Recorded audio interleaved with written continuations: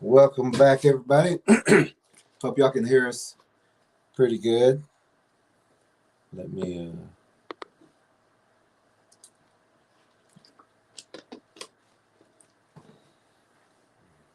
Go ahead and start the comment. We're going to open up tonight with prayer. Welcome, everybody. Glad you're here. Let's start with a prayer. Father, we thank you for the blessings that you always provide. We thank you for your protection. We thank you for this platform, and we just ask for your discernment and that you help it to reach the ears of everyone that needs to hear it, Father. In Jesus' name, amen. Okay, so we'll be talking tonight about the sizes of Bigfoots. We're going to show you a couple of those, and we're also going to ask viewers tonight if they do have any breaks or the tallest breaks that they have or in their areas or stories of Bigfoot in those locations or in your locations. If you have Bigfoot in your locations or heard those stories in those locations, let us know also. So we're going to be doing our announcements, and then we'll do the opening comments, and then we'll get with the lesson tonight, which is about the sizes of predators and spiritual warfare, spiritual cleansing, and also the times that we're in. So we do have two Facebook group pages that we do link these streams to afterwards. A lot of times people have told us that they can't get or can't find the YouTube stream. Also, a lot of people are telling us that they're not getting the announcements and things like that. So check your announcements, check your subscriptions. We've noticed that some people were taken off, not by us, but other channels has also had that problem. But we do have two Facebook group pages, and then we'll talk about DVD and also of what we sent out to a couple of people. We're going to talk about that a little bit also real fast.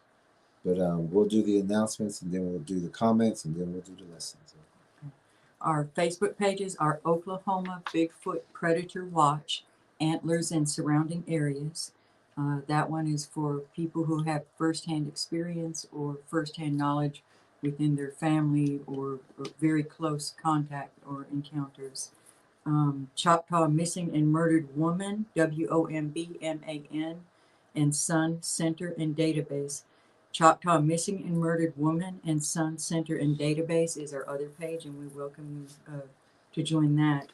And then we also have a leadtrackere page, both in Facebook. That one's having a little bit of trouble, but sign up for it anyway, and we'll get those issues worked out. And then there's a leadtrackere on YouTube also, and we'll have an album, a playlist within there, which will mirror all of these shows so that we have a backup. Also, if I'm just gonna, but also if you can, I would also say subscribe to leadtrackere's YouTube channel, because she has things on it that we don't have it on this channel.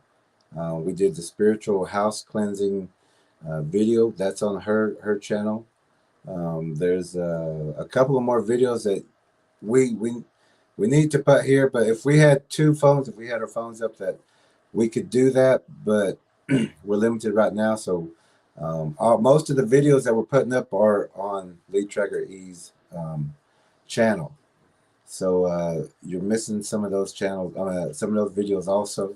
I would recommend that you do go over and take a look and subscribe and check those videos out too, because if we had our other phones up, that we would have it. You would see the videos on this, and you would be getting those same videos on this channel. But we don't have that opportunity right now, so you can find it over there. Our emails are leadtrackere, LEAD, tracker, all lowercase, at gmail.com, and also capital J for Jerry Williams 1927 at outlook.com. Our, That's also in the descriptions. I'm sorry. yes. All that. That's Also, the Bigfoot documentary DVD. We're going to be talking about a lot of things tonight, and with the documentary, we use the techniques to get the video of some of the pictures that we're going to be showing you tonight. But most of some things you may have not seen on this channel yet, but we use the same techniques in documentary as we did the last track, as we used to get these videos and photographs and things like that. And even the people who are now sending in a lot of photos, a lot of structures and blinds, who have the DVD, who know now what to look for and where to look for them.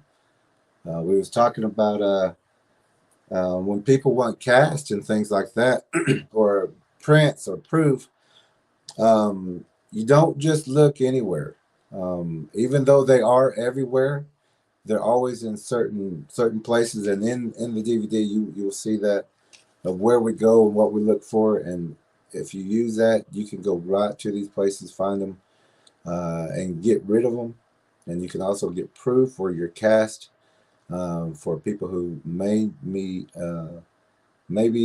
are not as far advanced as you are in the knowledge, but you can get that proof for them, and you will know how to get that proof for them. And with the documentary, you will have the proof to back it up, and the video of Bigfoot, translucent Bigfoots, things like that. But the tracking ways in there will really help you, and that's what we use daily.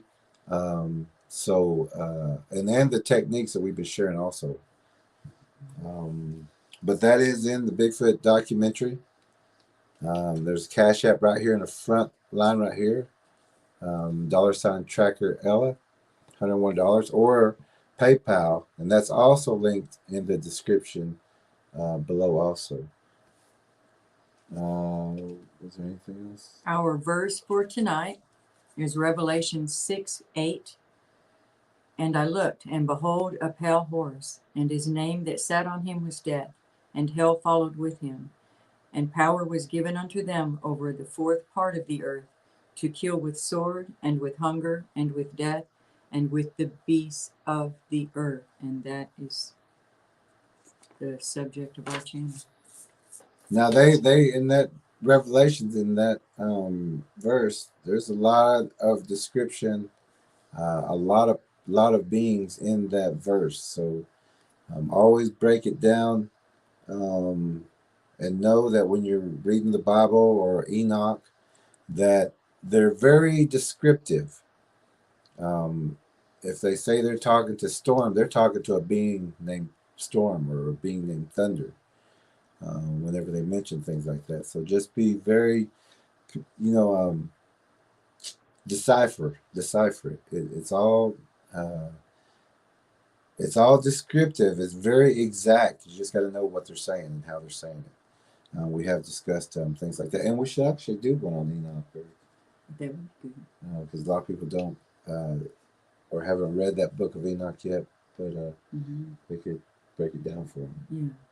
Give it to them that way. Okay, so the Bigfoot documentary DVD, a lot of people have it, and we'll be talking. A lot of these photos are coming from the people who have this DVD, who are now advanced in their information, who are able to teach now and help each other. And they have been doing that with their neighbors and friends and family. When they don't believe you, just show them the DVD. Just watch the video with them and show them and tell them what you've been seeing. Believe your children. These things are out there. So let's go ahead and start with opening comments. And one thing we had talked about that we might do tonight, but I don't know if you meant for the whole program. When some of the newer people come in and ask questions, we would like to let some of the viewers, the people that have been following for a long time, to answer those questions, and then we'll jump in if you need any help, or if there's anything we need to change or clarify, but especially the yeah, people who the have ones that have seen the DVD. Yeah. the DVD. You can answer the people's questions. We don't have to answer, and you'll see it's all repetitive questions. It's questions, even though they are advanced questions. Maybe it's DNA or frequencies, and good questions. and good questions about gifting, Yeah. whooping. But if we start over every single time, we won't have time to get through.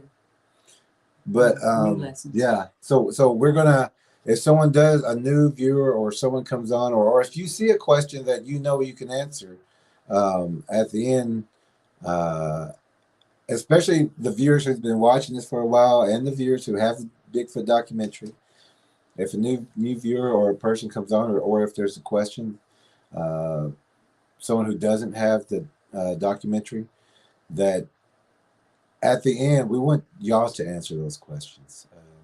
You know the answers. It's just that the people who don't have the documentary, who haven't watched these hundreds and hundreds of videos we've been putting out of this information, which those hundreds and hundreds and hundreds of videos and years of gathering this information is all in that DVD. 11,529 words of just information, and that's all it is. We're not talking about who we are, where we're at, things like that, unless we just say this is a local swimming swimming place, and then we get it back into the information. But the rest of it is just information and knowledge that everyone needs.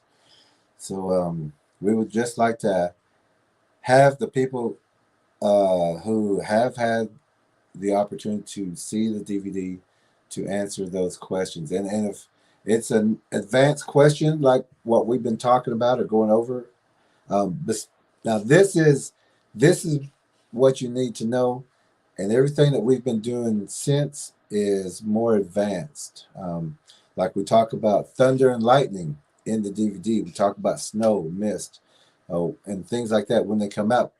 But here we're talking about the thresholds of the thunder and lightning, of how they move, where they're going to be at, their tactics, what you can do about it, and to keep your faith.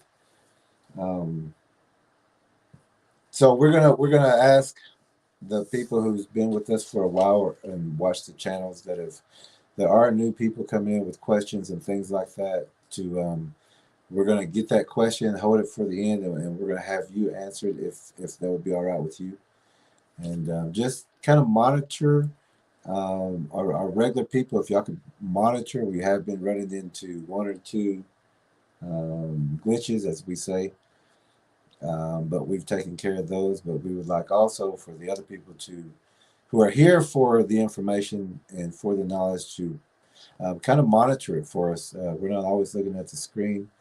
And if we're showing the pictures, if we're selecting pictures, we can't see comments. So if y'all would keep anything from getting out of hand, or nip that in the bud, as they say, for us, and then we can continue with what we're talking about. And of course, at the end, we do have a little discussion. We talk about the comments again, and but we also like the comments to be about the lesson or topic of the night. Or yeah. Topic of the night. Yeah.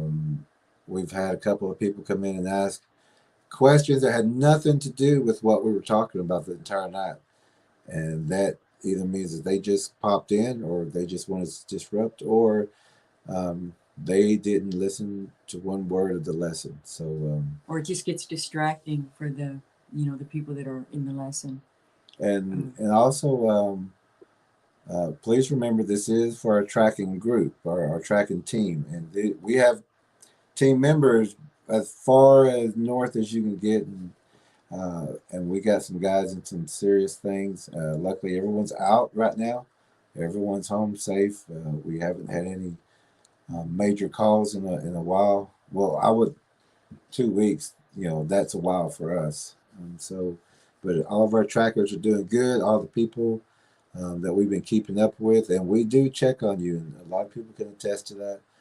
We want to make sure that you're okay, especially if you've got problems, dogmen, Bigfoot, other cryptids in your areas. That we keep up with you, and mostly daily, and we wait for your updates. We're going to go ahead and start with comments. Yes. Little Red Panda Wood, hello. Beautiful sound music. Yes, I love it. Thank you very much. Thank you. Yes, loud and clear. Good, good, good. Linda Garcia, hello. Texas here, smiling at Jerry and TrackerElla and family, ready for the lesson. Loved the music. Amen. Carla's here. Hey, Carla. All right, Getting Bigfoot's some in amen. Oklahoma. Joining in prayer. Little Red Panda Wood says, lead tracker E.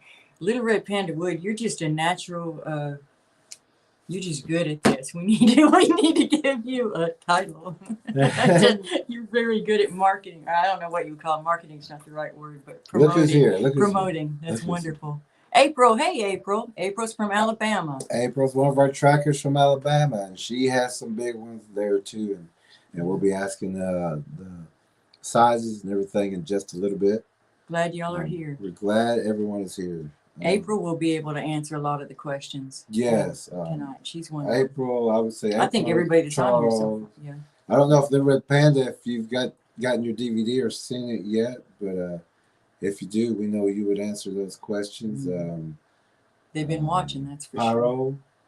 sure. Pyromanic's not in here yet. What? It's still kind of early. Joe Blow? Where's Joe Blow? Where's Joe Blow? Joe Blow could probably hear us, so. You want to tell him about the spiritual? Actually, I would like for you to do that. Yeah, we're super excited that we got the DVD out.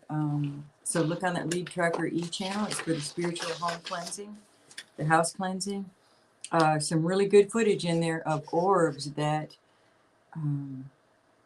we didn't even see those at the time that we were cleansing the house, and so it was great to be able to see it. Yeah. You know, you could feel the energy, but we weren't seeing that. We could see some things, but we weren't seeing those orbs like they showed up on the film. Yeah. And so if you look in that video during the time when we begin to pray and smudge with the cedar, and there's orbs throughout the whole thing, but they really intensify when we're starting to cast out, and that's pretty fascinating to look at.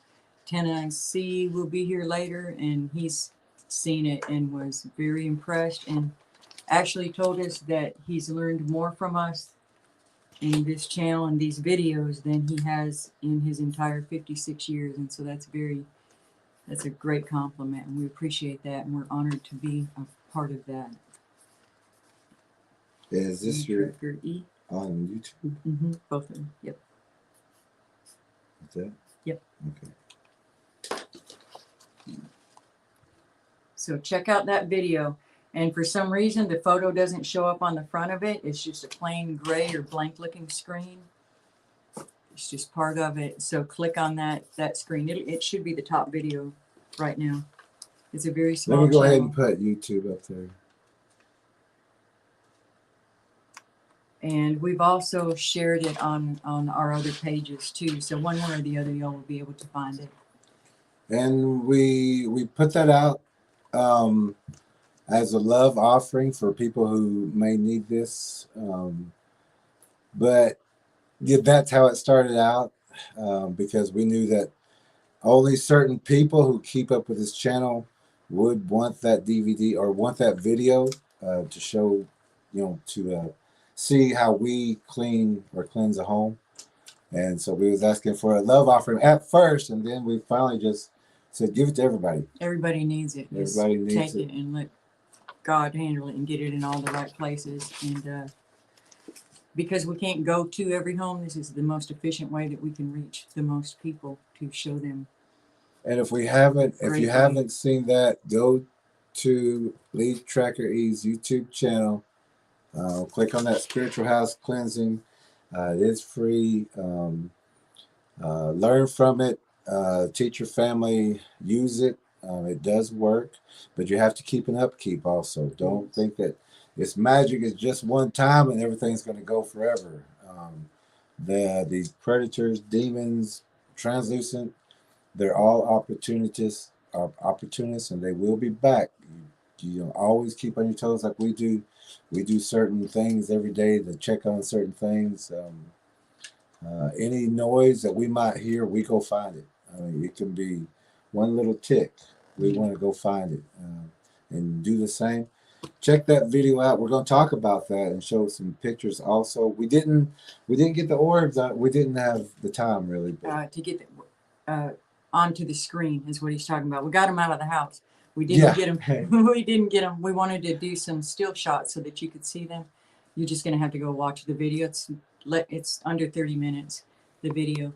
And the good thing about this is it teaches you how to take authority over your own home. It does absolutely no good for you to call your preacher, your pastor, the priest, New Age, somebody to come into your house to cleanse it, and you go right back to the way that things were before it happened.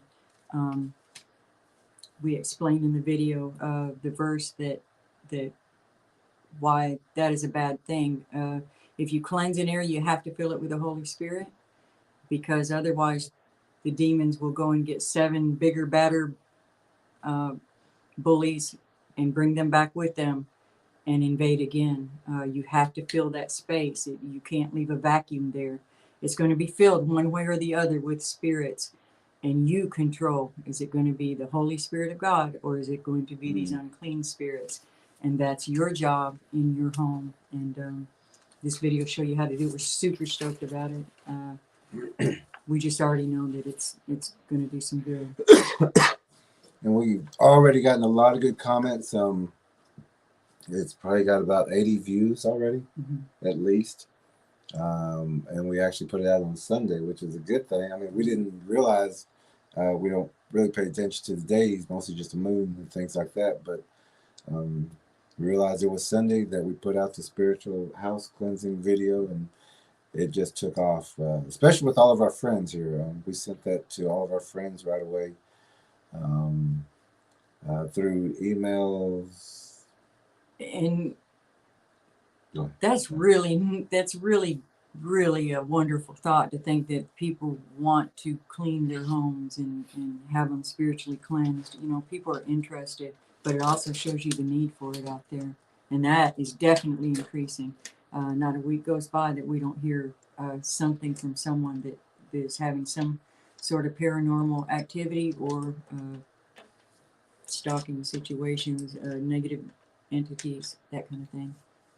Yes, or 2 days ago we talked about translucent predators, demons, and things like that. And those are what we're talking about. They're hiding in your house. That story of the kid, you know, there's something in my closet underneath my bed. There's a shadow. That DVD shows you how we do things and how we clean homes. That home, as soon as we left, it was cleansed. It was clean. Even in the DVD, you also see that what we did with the yard. We didn't just do the home. We did the yard. We mowed it, cleaned it, took the, cut the brush down. We manicured that yard for them. But you have to have that upkeep. Keep that upkeep.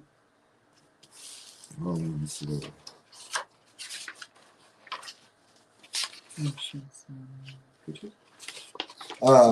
Yeah.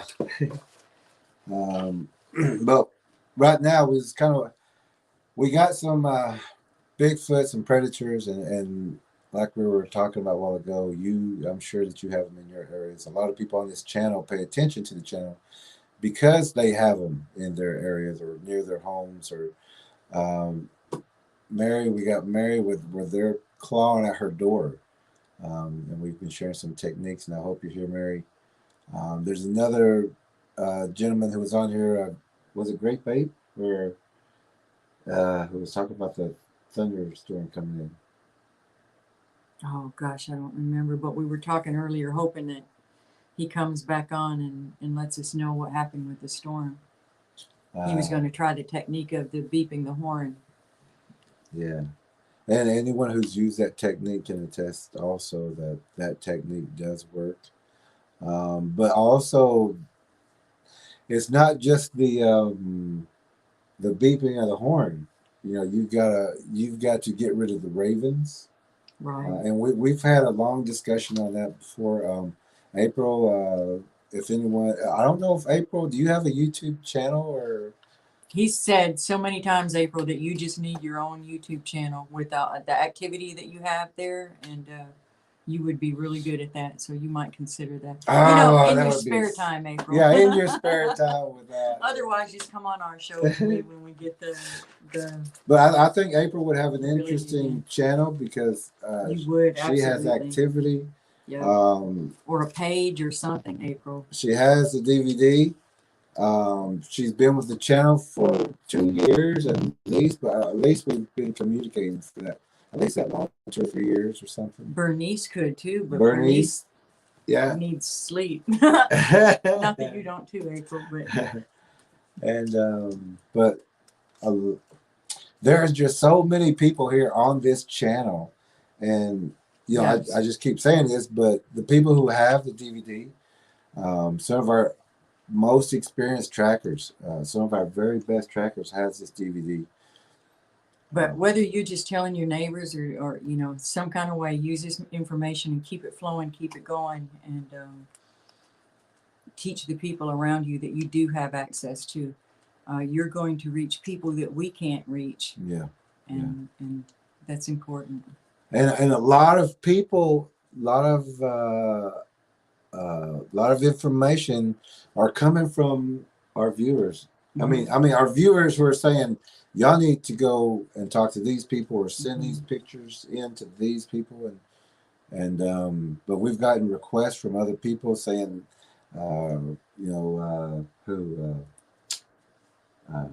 Angel Isaac, she's on here too also from time to time, but she sent some people our way, and they want. And they asked if we could put video and things like that on their page because of the information. And like we were saying, April, if you ever got one up, we would sure subscribe to that. We could keep up more with you and see more of that activity, and you could help a lot more people. You're doing a lot. I want to say I don't want to keep doing more that way. But we know that you are experienced and that you have a lot of knowledge about this. There's a lot going on in that area. Yeah, and we're also talking. We had that kind of interruption there now about me being the only expert in the world, and we were talking. No. TrackerElla is an expert. April's an expert. Everyone who's got this DVD, you're way above any researcher, any documentary, any book, any you're movie. Ahead of the whoopers and the tree knockers that are still out there. They're going to get themselves hurt. And so whenever they talk about experts, then that's what we're requesting, that the people who have the DVD and has been keeping up with the channel, when new people come in and want to ask a question, you know the answers. It's not just me, not just TrackerElla. You know the answers. The people who's been with us, and that's the funny thing about it, is that, like we were saying the other night, we can answer every question someone has, and they, not the absurd questions that we have that are tacky questions, things like that, but reasonable questions we can answer. We answer them all, and then people will say, well, yeah, but I just still don't like the name expert. Well, yeah, that's right, that's how it happened, and yeah, that's what I've seen, and yeah, you're right, that does go like that, but I don't like the name. Change your name. No. yeah. No. And we was going to say, why are there not more people? You could put that word expert. Let them challenge you. And really, the name thing to me, what I thought was that's actually a bold move. That's a stroke of genius, because it gets people's attention. So whatever, tell people you are too, and get their attention. However get their attention. If you have the answers already, especially speak with confidence. Don't back down. You've got truth with you, and we've had viewers who have the DVD who's been interviewed, and then like the whole town just jumps on them. Jumps on that and tries to beat them down, calls them every name in the book, calls them drug users, bad people. But it only lasts a little while because you know how that stuff goes. Weather that storm. It'll be a new person next week. You stand your ground because then the braver people will come out, or you will embolden other people to come out and. What Jesus say about the storm when he was trying to sleep? Yeah, he's like, "Why are you bothering me?" Whether that storm's not for you. Yeah. Exactly. Let it come on, let it pass. Weather it, go through it. You'll be okay. You're gonna be okay. You got the truth with you. Don't worry about that. So that storm's not for you. Just stand your ground. You're gonna be okay. You have the truth with you. Yep. And so also we're gonna be talking about the moon that we have right now, which is the Hunter's moon, I believe. So these moon times, they mean quite a bit. But also every full moon, and especially the red moons or the giant moons, there's feasting going on. Every full moon, every blood moon, and every blue moon.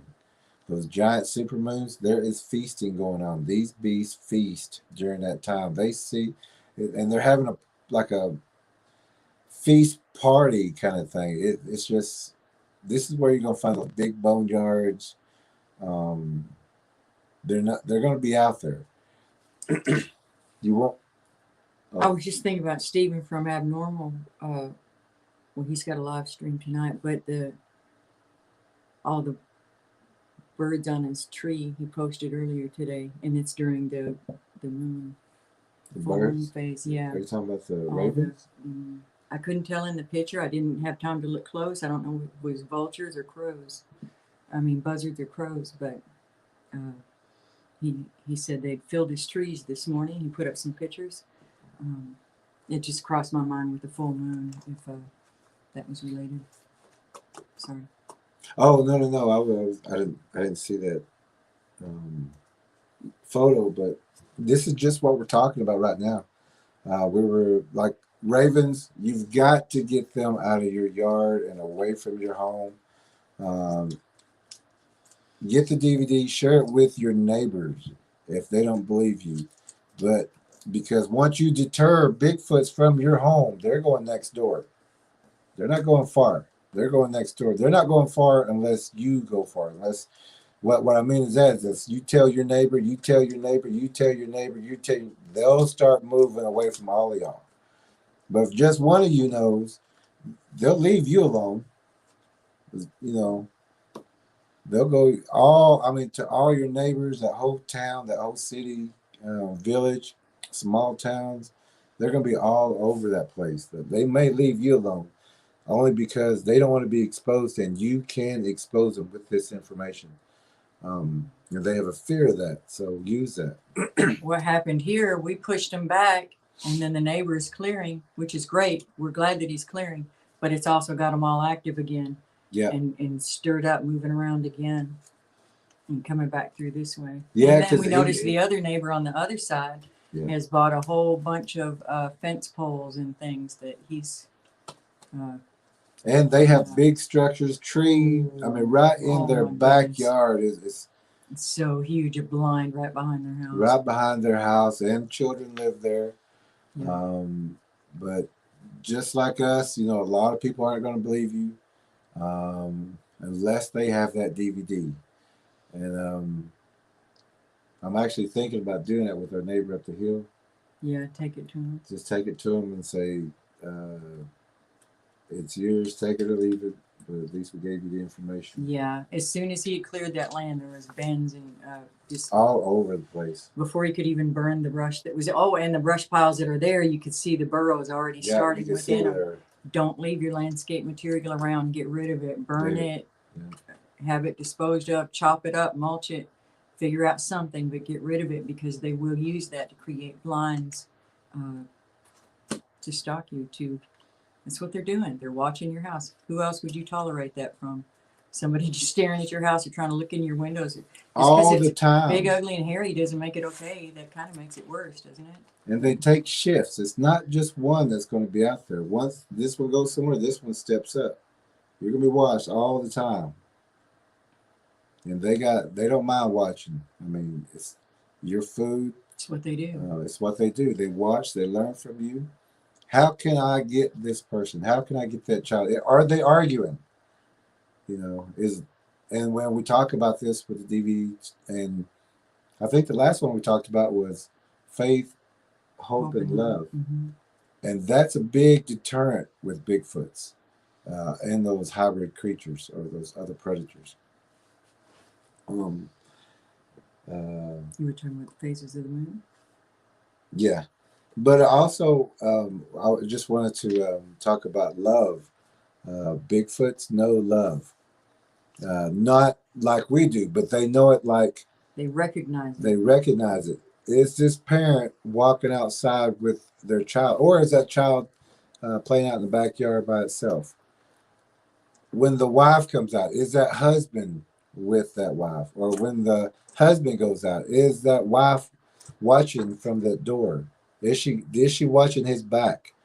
Is she making sure that, you know, from that door, she can see anything that might be around her? Bigfoots do watch that, because whenever you're out there and your loved one, your child, or someone is out there playing, if you're out there watching, looking at that wood line, very observant, they won't come out. They will go to the neighbor's house. Easier prey. Easier prey. Yeah, that's right. They opportunists, and they wait for that. They learn from you to call your children, and things like that. It's like Charles and Danette is here. Danette. Hey guys. Glad you're here. Yeah, glad you're here. So also we're talking about the hunter's moon and how they hunt, and that during the full moon, red moon, blue moon, super moons, they have a big feast. During the blood moon, that's carnage. And if it's during a rainstorm or rain or thunder, that means that thunder and lightning, that these groups are all together, and there is a big feast going on.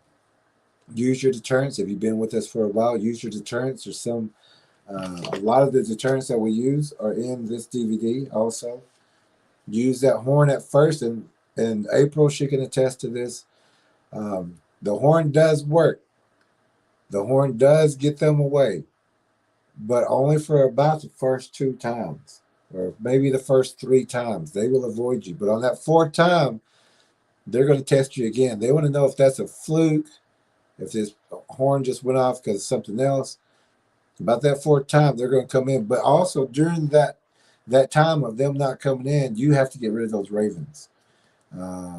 Any woodpeckers, owls, anything like that, crows, shoot them, throw rocks at them, throw sticks at them, make noises. Don't bluff. Don't use a firecracker. That's a bluff. Use a stone. They have to see you throwing something from you, or it's coming from you, or shooting. We had 3 crows that were constantly chasing off. They watch the minute that you are in a room. If you look out the window, they know exactly when you're up, and they start calling. Watch that kind of stuff. Hey, Mr. L's here. Leo's here. And also those ravens will come and fly and perch on a tree with a little leaf or a bush, just enough to look in your kitchen window, to look in your living room window. They're the woodland snitches. They let people know where you are and what you're doing. And from where you can see up here. Not people, they let predators know. Yeah, they let Bigfoots know. So whenever you're up to where you can see here, and the corner of the house to where a tree is out there, and that's all you can see, bend down and look at that tree. Lower yourself a little bit and look up, and you're going to see ravens or a woodpecker, and woodpeckers are alarms too. Also, blue jays are alarms. Jackie Pollock says the full moon Friday, I've seen a red ring around it. It doesn't, That's it was a bright moon, wasn't it? I didn't see the red ring. I didn't get out there at that time. I don't know if you've got your DVD, Jackie, but we talk about things like that in the opening with the Legend of Time, and we've also done video on the Legend of Time.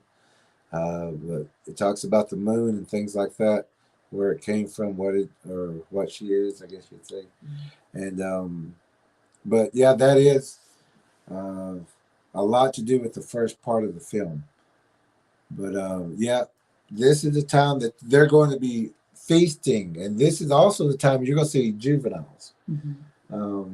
During like when it starts getting light, not new moon, but when it starts breaking that light time, that small sliver of light, that's when the smaller ones will come out, or even the big ones that will be walking on all fours more. The light is low. I mean, it's coming up, but there's still a lot of light on the ground. We're not seeing a lot of light from the top. Always remember that light comes, or light is at Earth. The further you go up, the darker it gets. So the taller you get, the less light that you see, the less visibility. This is why dogs, children, they have a different spectrum down there. They see different. They see those blurs on the ground because they're lower. They see that. The dogs see that blur. They start barking. You won't see it because you're looking way up here. You're not looking downward. So what we always say is get down. Go onto one knee, get down, or go all the way to the ground where that dog is. Turn your head sideways and see if you can't see these blurs that's about this high off the ground, like about like this, and you'll see it. We caught one just outside the back door of a place we was at, and that's the technique we used. We dropped to the side, lowered our head, and we could see those waves on the ground, and we knew that they were right there, and we filmed them also. And if you ever lose someone you're with in the woods, that's also a quicker way to find them. Get down low, and you'll find their feet a lot easier. Or even your kid at the store. Get down low, you'll find their feet quicker than trying to look over the tops of those racks. Yeah. Start at baseline. So that light's a little bit different during that sliver time, and those young ones, those little ones, are going to be out. They look like little kids. They may even look like this. These are the ones that's going to be out around that first sliver to like the half moon. This is a Bigfoot in a hoodie on the front porch of a friend's home. That was captured on the doorbell night vision camera, a door ring thing. There's also a Bigfoot on the left looking into the window on that photo. Yep. Looking through a little tiny hole in the window, you can see the little white spots there on the upper left. That is a Bigfoot looking in the window through a little tiny crack in the blinds, a little hole in the blinds. These people that Bigfoot photo came from have had. We tracked on their land. Families of them out there. They've had Bigfoot standing there with a club, throwing rocks at their dogs. Hitting their dogs. Yeah, feeding off of their dog. Yeah. Jackie says, as soon as I can, I'm getting the DVD and says, great information. Thank you very much. You're very welcome, Jackie. And so at that same residence, that is some of the land that we tracked that's in the DVD.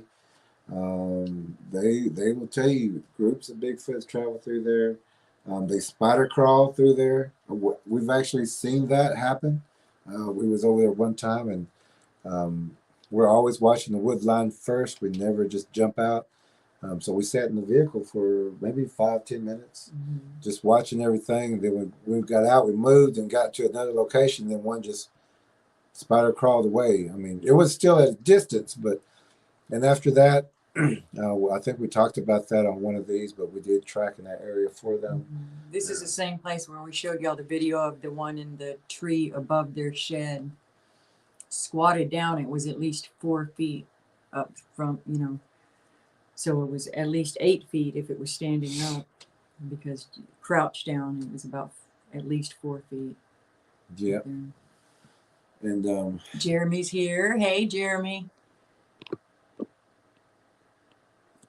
So actually, this place that we're talking about, we're going to show you just a real quick video. It's only about 20 seconds or something like that, or a minute. But this is another Bigfoot, and of course they're using the doorbell, which is this big. You know, the doorbell camera, night vision camera, to catch this. Um, it's what they could afford at the time. But this, they said they've always caught this black spot in the tree, and when they knew it was a Bigfoot watching them. But with this new little doorbell thing, and it's going to be a little blurry because it is a little doorbell thing behind the shed. It's in the tree. It's the black spot that's in the tree. You'll see it. And right around the ending of it, you're going to see it moving. You're going to see it moving a little bit, but around the end, it's going to be moving a little bit more. But they sent this in to us. They said we finally got it moving. I mean, well, they didn't have the doorbell camera that caught the video for them before, but now they do, and they sent this to us. We're going to show this to you real fast. She said that it sits there every morning and watches for them to come out the door. Watch it. It's that sentry, and they take turns. But we're going to put this on real fast for you.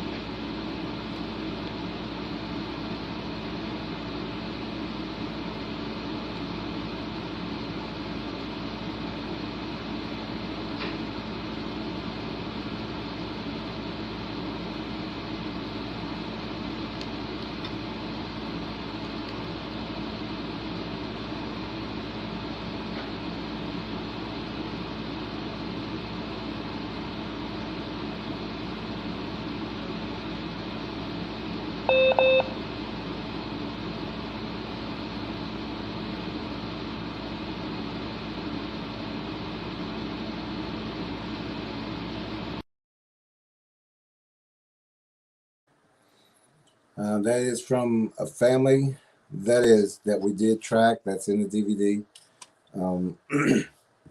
They sent that in, just like a lot of people who have the DVD now. They know what to look for. Everyone's getting different kind of equipment, and we do recommend that people do at least get yourself a shotgun or something. Those are legal to have.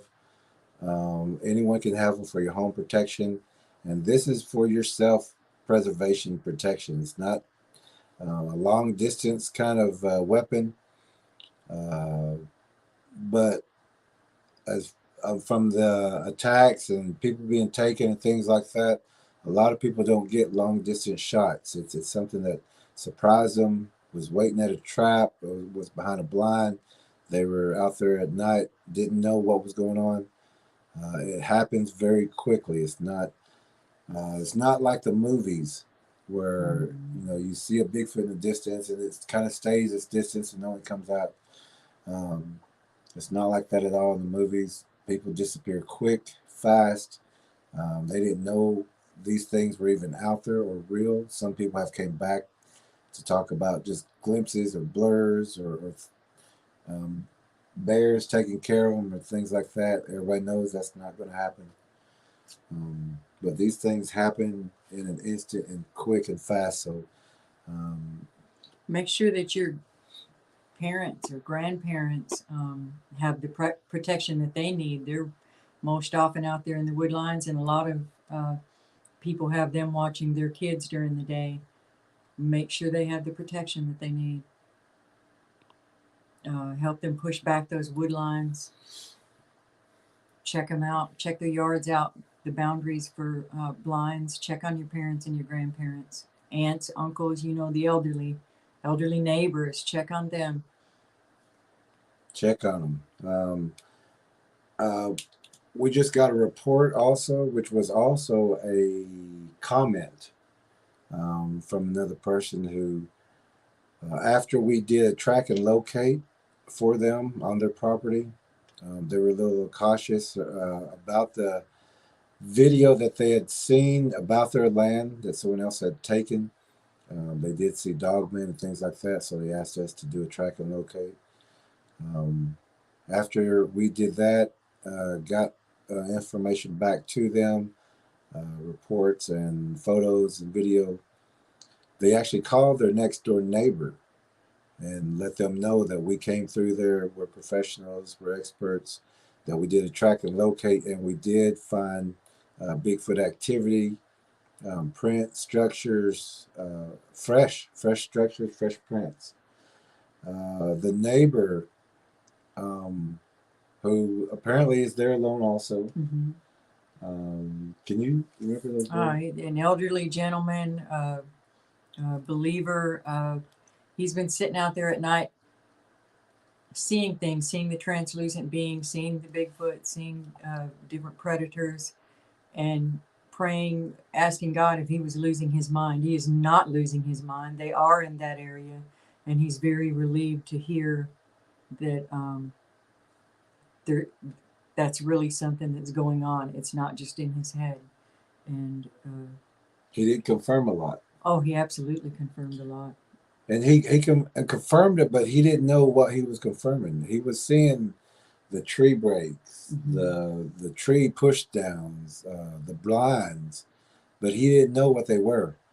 The translucent beings, the shadows that he would see at night or when he was on his front porch or was moving. And he also described them as like heat waves on a road. Asphalt. And he has not seen the DVD. She's going to take it when she goes there. It's off-grid places, but she says she has a battery operated DVD player, and she'll take it and show it to him. And this is a great situation because the two of them together, he's the neighbor, yes, and they will clear their lots together. They will take care of it together, and we're very glad to hear that. You're not going crazy if you see these things or blurs or images or something fleeting past your eyes, shadow person. Believe those children. Orbs. You're not going crazy. Don't let people make you feel that way, because that is one of the methods that the negative spirits use, is to isolate you. They want to break down your will, and they do that by making you question yourself. That's their main goal, make everybody in the family think this one's crazy.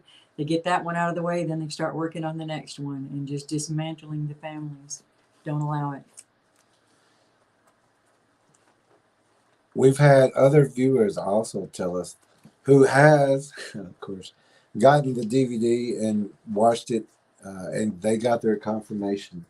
They are not crazy, because we have shown, and we will show some tonight, some translucent Bigfoots and predators that people have been seeing since 2020 or 2020. It's definitely increased since 2020. They're everywhere now. It's like someone just released them all over the place. The veil is thinning, there's portals opening. Yeah. People are more aware. People who have the DVD are really aware. The woods are shrinking. Yeah. Population's moving out. It's all coming to a head, and that's why we are doing what we're doing, to prepare people for those times. Get prepared beforehand. We're helping the good side, I guess you would say. There is a dark side. It's not our side. It has nothing to do with us.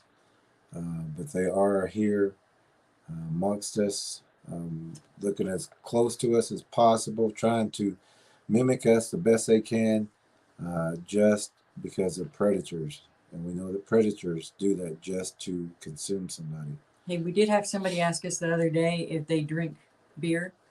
And yep. It was April, as a matter of fact. And yes, they do drink beer. We have, in April, you might chime in on the comments. we do have stories of them walking into camps, opening up a cooler and taking a beer. Um, yes, they drink. They drink whatever. There's reports of even the old days that we get to the moonshine and the people. And look, and they also attack things like not things. They attack people like addicts, people that are methed out. They are very vulnerable. They attack them, and if they get those drugs into their system too, just imagine that. Imagine a methed up Bigfoot.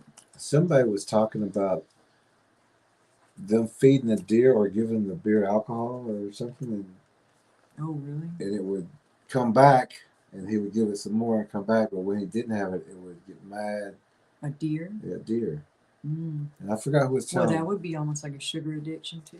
Yeah. And so the Bigfoots will have that same addiction, but they have an addiction, even if it's a bottle, any kind of gift. That's a gift to whatever they think they are, as far as superior to. If you're given a tribute to something, you lessened yourself. Now you're just food. But they're going to be. They think you're giving them homage. Yep, they think you're giving them. And they're training tribute. you. You're not training them. And you keep coming out and gifting, and we do talk about that also in the Bigfoot documentary. Well, there's so much information in there about skirting, shoots, corrals, and things. But during the quarter moon to the full moon, you're going to see a mixture of the little ones and juveniles. Juveniles are at the full moon time. That's when you're going to see them, 10-footers, 15-footers. The full moon is that time for them. The light is just a little bit more. But also past the full moon to like the 3/4, that's past the full moon, around that 3/4 time. That's the most dangerous time. The 3rd quarter to the new moon, from the new moon all the way to the 1st quarter, that's when they all come out. That's the very darkest time. That's when the big 40-footers can come walking around and no one will see it. That's when the vicious looking snarly ones will be right at someone's front door or Can we show that picture? Yeah. Is that the one of the snarly? The ugliest one. Oh, the ugliest one? Little ugly. Show them little ugly. Oh no, there's some ugly ones in there. The really ugly one with the green eyes. Yeah. So we're gonna leave this one up here for just a second. I hope you can see this one. Very ugly. If you notice the teeth, this thing is ready to chomp and rip flesh apart, bones apart. This predator right here, and don't think they all look like Chewbacca or Harry and the Hendersons. Harry and Henderson. There are some vicious. This thing when you think of that Bible verse about the beasts of the earth. Should we say it again? When you think of that ugly predator right there, when you think of the beasts of the earth in the Revelations verse that I read earlier, these kind of things. So during the 3rd quarter to the new moon to the new moon to the 1st quarter, you get some vicious, snarling, drooling looking Bigfoots at that time, because they can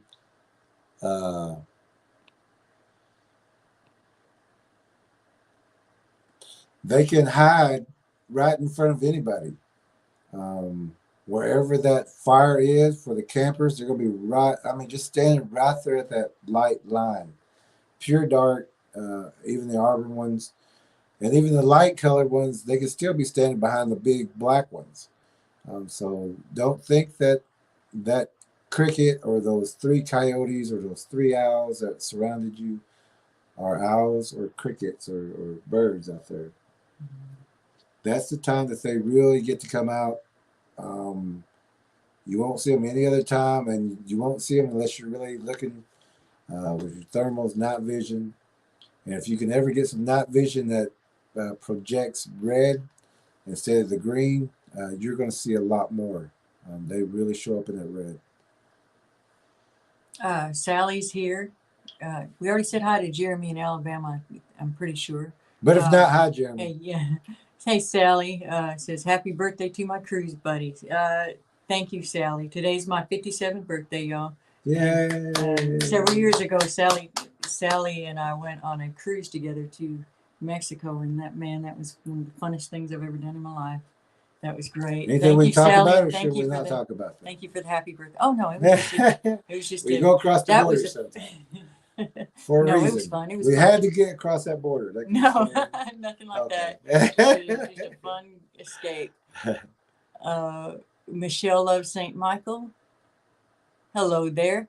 God opened my eyes to see those things a few years ago, and I did think I lost my mind. It was so scary. I'm grateful for y'all explaining what we are seeing seeing as God opens all our eyes to the truth. I agree with you. Our whole family and his, we've both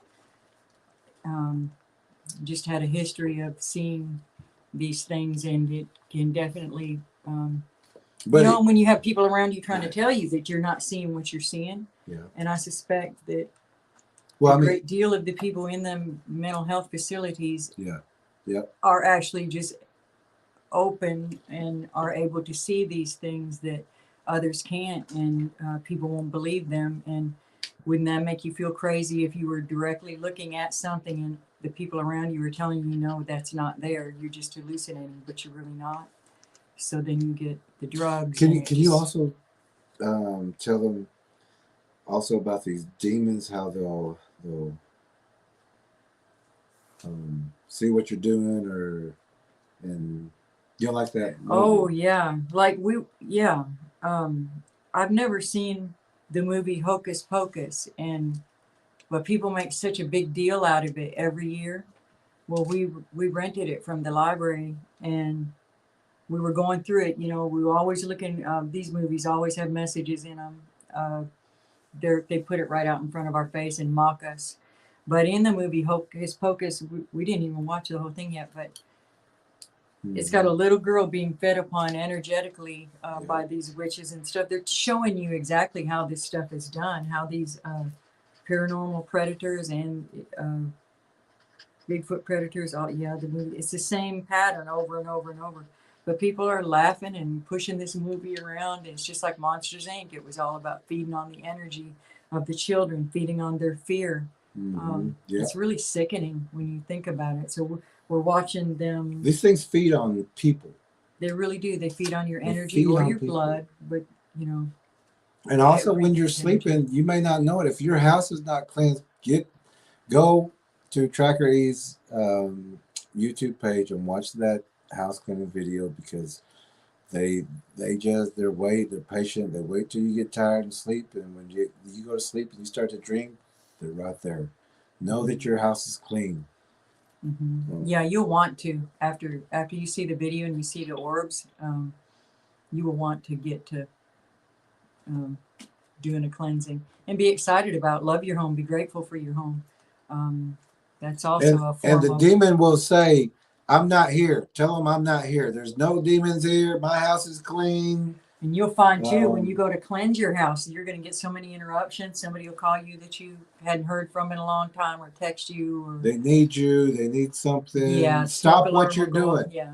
Stop. When you start cleansing, you will get, like Tracker was saying, people out of the blue, or some family member, or some drama will come up. Just recognize there will always be drama and push through. Yeah, that drama is part of the spiritual warfare. They're going to use, especially, they can't use us, but other people they will try to use, and a lot of people who watch that DVD and learn from, actually, the DVD and the spiritual house cleansing video, watch those, know how to do these things, because if you notice in that spiritual house cleansing, which the homeowner was like, nope, you know, of course I've had occurrences, I felt things, but you know, they're not around me or anything. But if you watch that video, there's orbs in that house. They're in the attic. Oh, and one thing where I didn't put a mark, if any of you already saw the DVD, there's a spot where we're poking around in the insulation in the attic where there's a face in there. And we poke around at it and everything, but we didn't know, and we didn't get it into the DVD. But the next day we were talking to the homeowner about that one particular spot that was Well, we were poking in that concerning. Directly below there is where there was also a lot of orbs, and the homeowner, there's a doorway below there. But in that spot in the attic, the homeowner said that a previous resident had actually gone to the extreme of calling the law and telling him that he could see 3 things in the attic, and they were all in exactly that same spot. moving. Mm-hmm. And so we didn't know that at the time. No. But it's just more verification. And that's not in the documentary. Maybe we'll go and put it in a note as a comment, but just be mindful of that when you watch, when we're poking around in there. If in your head you're going, it looks like nothing but insulation, that's the backside of that story. And so down below where those orbs are in that doorway, the doorway is, there's some sort of portal going through there, or was going through there. And we also did this without the homeowner. We went up there and did our own scouting, our own thermals, our own night vision. And in that house cleansing video on TrackerElla's YouTube channel, you'll see us pinpoint an area and start poking, and you can see it's an eye, it's a little creature there that we're irritating, we're poking, so it'll leave and move and go downstairs and leave the area. So we come down the next day is when we're having this conversation in another room, and we're talking about this spot where we had seen some stuff and we've been poking at it, trying to get it to move, get it out. That's when the homeowner said, "Oh yeah, there's a story." And as soon as we started poking that spot too, as soon as we started poking that same spot, we could hear her hollering, "What are y'all doing?" She made a loud noise like a bang. She said, "What are y'all doing up there?" Was, you know? Yeah, she was downstairs. So there's no reason for her to be up there. She knew what we was doing, but they were using her. They were using her. And she's a great lady. It's not because she's a bad lady or anything like that, but that's how easy it is. I was cleaning a friend's home one time, well, a friend's daughter's home, because they were having disturbances and problems. So I was cleaning their home. They have a real young baby, which is Lauren's youngest little baby. And the baby is not talking at this time. It's just a baby pretty much, but still, you know, around 1 or something like that. And so I'm cleaning, and the children, they're helping because it's their apartment. So they're helping clean. We're stabbing everything. That's a different video. I think I do have a spiritual cleansing video on this YouTube page, but you got to go down and find it. Also, it's a different house that we cleanse, all pretty much the same way. Actually, I think, well, except we had spirits for that one. But while we're cleaning the one with the child, I finally get to the pantry because we're pushing it all the way out like we do in the video. If you see on TrackerElla's channel, the same technique we was using to push it out. When we got to the pantry area, the child yelled, "Stop, quit." And but the child was irritable all that time. But the child finally said, "Stop and quit." And everybody, the parents stopped automatically. They're like, my child just spoke. But they will use children. They will irritate people. They will pets. They will do anything they can to get you to stop cleansing. Might just ring a phone and there'll be nobody on the other end of the line. Also in that spiritual... Or they might make you feel nauseated or sick. Yep, they sure will. Mind protection technique, we talked about that. When they do try to enter your mind or use frequencies to make you sick, nauseated, disorientated, dizzy, silly, goofy, those things, use that mind protection technique to block them out. Also, which is not in that spiritual house cleansing video on Tracker E's video YouTube.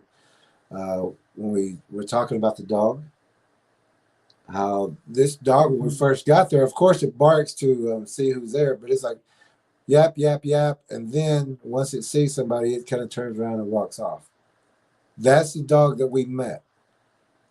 On one of these nights, we actually got to have that dog with us. The only thing is, we didn't let that dog go sleep in the darkness alone. TrackerElla actually made a place for the dog, and she watched the dog that night. Actually, we took turns watching it. We let the dog out one time throughout the house to go and eat, get his bathroom break. The dog went out, and I don't think I got that picture. No, I don't. I sure don't. You'll see that little dog in the video trying to stay in the light, trying so hard to stay in the light. When we first got there, though, it would stay in a very dark corner of the hallway. It kept going back and hiding in a little dark corner. And then as the house became more and more clean, it moved to the light, and then it didn't want anything to do with the dark. Like, I think as the heaviness was lifted off of it. Some of those pictures are pretty pitiful of the little dog sitting there in the dark sitting in the light, staring down where we were working at the other end. And there was some in the video, the spiritual house cleansing. Before we go upstairs, we talk about what we're doing before we pull down the top, before we go up into the attic. We talk about what we're doing, and you're going to see orbs floating right there, not on us, but around in between me or us and the person doing the videotaping. Yeah. You're going to see orbs and stuff like that, but that's where, and that's lit up because we're there. But before that, that area was all dark. Mm-hmm. And that's where that dog would go and just lay there like it was commanded to come back there and just get fed upon. Mm-hmm. You would always find it was real weak acting. It was weak. It was a weak dog. By the time we left, it was just a happy little poodle. Again, like it had been in the past. So TrackerElla got to watch the dog part of the night. I watched the dog part of the night. We let that dog sleep in a well-lit room that was locked and with someone in it to watch that dog. That dog got to sleep in the light, but when that dog went to sleep, when TrackerElla was watching the dog that night, the dog looked like it just melted into that pillow. You could tell this dog was going, the light's on. There's people in the room watching me. Nothing's going to get me. Nothing's going to get me tonight. And this dog just slept and slept and slept. And so the next day I was doing something outside. I came back in, and that dog always barks at whoever knocks or rings the doorbell or even comes in. There's a door sound. That dog, when it would always come up and go bark, bark, bark, it'd turn around and walk off. This time that dog barked, and like it was like bark, bark, bark, bark, bark. It was jumping up and down. You could see even the homeowner, like, look at the energy in that puppy. This was a small dog that should have had all that energy, all that, but it was being fed upon also as far as the homeowner and the previous people living there. Mm-hmm. And so if you're always, obviously go to your doctor for chemical imbalances and things like that. But if you are always feeling depressed and heavy and worn down and tired or anxious, and those are all demons run by those same names. And it starts in the spiritual first. So those demons are around, period, even if the other imbalance comes later. Yeah, and demons are tricky. Even if which I don't recommend. I say just get rid of them. I don't want to know their name. I don't want to know where they come from or anything. I just want them gone. That's what I do. But I forgot to say, but I do. You were saying demons are tricky. Oh, okay. Demons are tricky. Like if you're into like the Catholic Church and things about trying to find that demon's name to get control over it or authority over it, they're not going to tell you their name. Was watching a movie the other day, and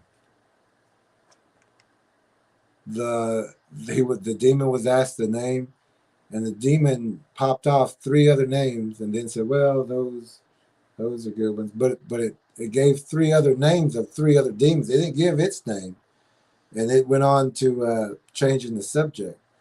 But the person in the film thought that was the name that it was given, but it was just talking about like, oh, this demon, that demon, that demon, and changed. That was the movie The Rite with Anthony Anthony Hopkins, based on a Hopkins, true story of an Rite, exorcist. Rite. Mhm. That's a good one to watch, also. But and also in that film, Rite, and we know this, and we teach this stuff, but in the film, the demon was bringing up things from the priest's childhood, but it was the other demon. Now, if you've been with the channel, we could tell you why. Well, in the story, he came from America and he went to Rome to study to be an exorcist. And so the demons that were there at the funeral home where he grew up, his father was a mortician or funeral director. The demons attached to him there, and so they have all that information. That's what we were talking the other night about the familiar spirits. How you go to a palm reader and they tell you such and such about your dear Aunt Sally, or your locket in the drawer of the bureau in the back room. Well, those demons at your house that run with you, that are watching things, that have been run with your family, those negative, those unclean spirits, and it may be lower level, it may not be demons, it may be lower level entities, more stupid ones, but they're still taking notes. They're taking notes. They're keeping tabs. They're watching you. And when he went over to Rome, all they do is tell the demons over there that are with this girl, they're whispering in her ear of different things. So yeah, that demon's following a person. It's staying with them. It's that shadow. So whenever it gets to, like what Tracker was saying about this other person, this demon in the other part of the world, how do you know the information that pertains to me? There's no way you can know that. But the guy who walked in with this demon over here goes, or they committed tell this them sin this, or tell them that this, sin, tell or them this. call them this nickname from their childhood, or whatever will cause them shame, whatever's gonna freak them out so that they lose their focus to cast them out. That's what they'll do. They'll mimic that past mother's voice, that grandmother's voice, just to get that adrenaline up, just to get that energy going, so they can. Matter of fact, that happened in the movie too. His father passed away while while he was overseas, but he called. His father was actually in the hospital, and he called to talk to his father, and it wasn't really his father that he was talking to. That kind of thing. Very, very tricky. So if you're getting images in your mind or hearing things, that's not necessarily from God. You have to be very, very careful and pray about it. Ask for discernment and test the spirits by asking, who did they say Jesus is? Don't ask for it. Don't ask for the name. Don't ask for what? No, don't ask for it. Don't do seances. No. Don't do Ouija boards. Don't do angel boards. Yeah, don't do it. Don't even speak it out loud. Don't say, if things are going bad, don't say, I wish I was this, as far as even past things or like, could it something. get any worse? Or Can it get any worse? They'll say, yeah, it can get worse. For sure. I can break your wiring. I can get you a water problem. I got ways to make it worse. So don't even speak, because they're over you. They're listening. Cleanse your house. Keep it clean. Do your maintenance over and over. Don't think that one time And also watch the people that come to your house. Make sure they're clean. Take some video of them.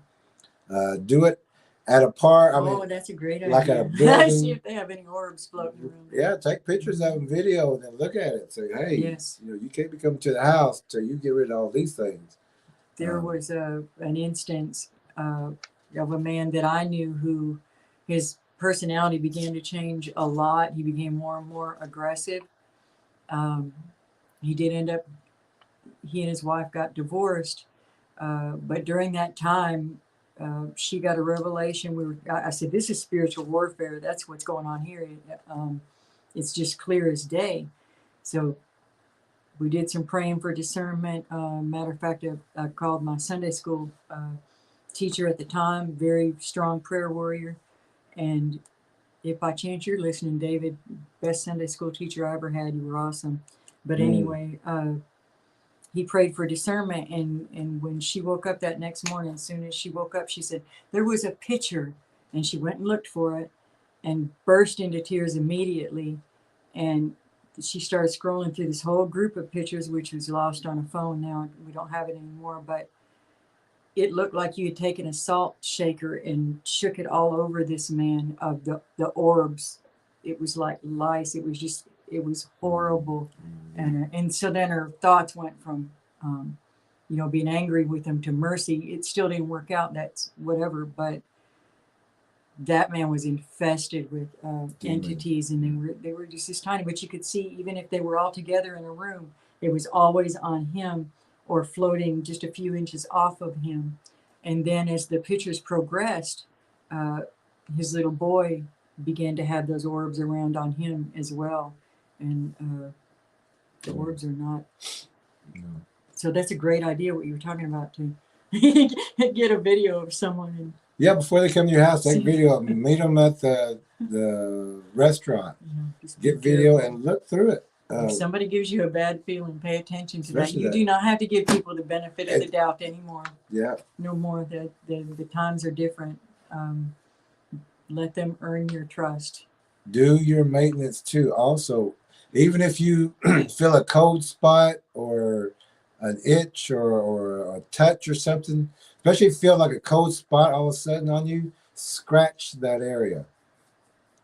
Because if you just try to warm it up, if that's a predator, which they can get as flat as anything, some of these predators, small especially, but all you're doing is warming it up while it feeds on you. You'll notice that that area still stays cold, but if you scratch, you're going to scratch them off. And you may not see them. You don't see the orbs and things like that, but they're there. And when you do that, that's also maintenance. You're saying, I'm not going to put up with that. Go away. Get off me. I know you're there. We've shown pictures of spider that sunk in completely flat. That it's the same thing, but they're translucent. Think of it like that. And they can be as small as a quarter. They can be, well, you see how small orbs are. Yeah, and you'll see that in that house cleansing video. Also, the biggest orb I've ever seen, and I just got to tell it because it was so amazing. My sister and I saw it together. It was like a beach ball, and we were living in the St. Paul, and it came floating. We were out there playing on the sidewalk. It came floating from a good distance down the block up in the sky.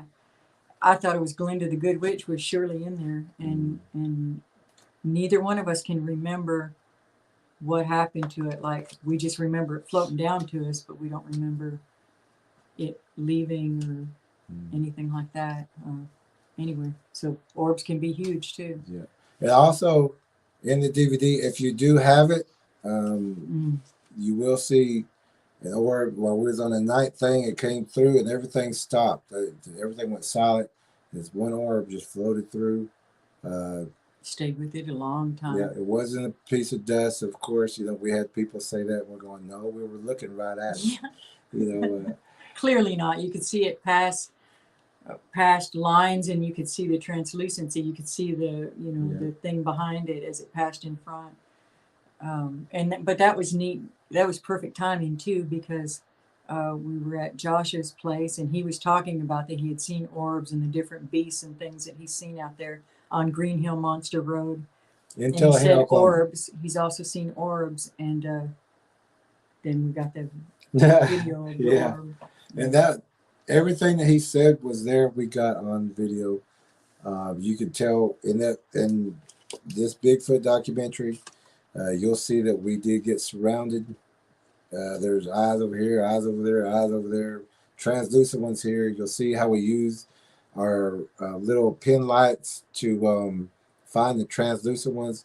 We can find them with the thermal because they won't show up there, but you'll see the ground. You got to look at the ground when you're using thermals at night too, because even though it's dark, they know that you have lights too, so they will still be translucent. So look for that discoloration on the ground in your thermals, and then look for your lines. And when they're cloaking, they change their temperature. Yeah, yeah, they'll be blue on the thermal when they're translucent. Another little nugget that some of y'all have heard, but others may not have, is shining the laser on the translucent beams. When it hits it, the laser's going to go, you know, you can tell that it hits something and the light bounces and reflects up. And that's also in the video, yeah, in the DVD. You'll see that too. We use a pin, and like she's talking about, it hits that wall, it hits that translucent wall. It'll go all the way back here, all the way till it gets right there. Then you see it hit, and then you'll see the light start going up this way, like TrackerElla was saying. Good tip, and use your thermals in the daytime. I mean, not your, well, you could, but it's harder in the daytime. But midday. The night vision, yeah, in the shadows during the day, yeah, will help you too, because they're still out there. They're just laying down in the shadows. And if you have a little handheld thermal, which I do recommend, especially if you're going camping and things like that, as soon as you wake up, or even at nighttime, before you go to bed, run those thermals, do your security, everything. In the morning, run those thermals all the way around the ground to see if anything's been walking by, because that heat will still be there. You might see a whole line of footprints going away. Yeah, and look for them 3 to 5 foot away from each other. Don't look like a human footprint. 3 to 5 foot is the distance to look for that next track. Look for that press down, that disturbance, that little crust of wood, that moved stone. We do more photos? Yeah. So we're going to show you a couple of photos from the spiritual cleansing DVD, spiritual cleansing video, which is on TrackerElla's YouTube page, but we're just going to show you a couple of videos of what we're talking about, and then we'll get on to the next part.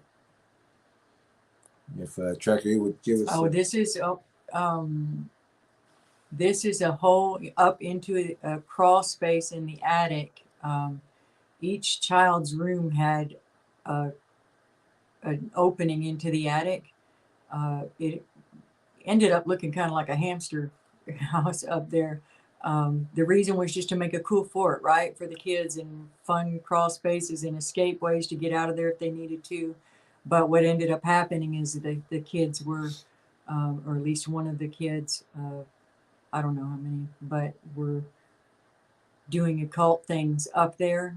That board there is some of the symbols, and it was painted black, and it just, the negative spirits started coming. They opened portals. One of the people, they were younger, they didn't know better, but they said they knew how to summon things but not banish them, and that's part of the trouble here at this house. But anyway, that's a lot of the teachings too. A lot of the cult and things, they'll teach you how to open that door.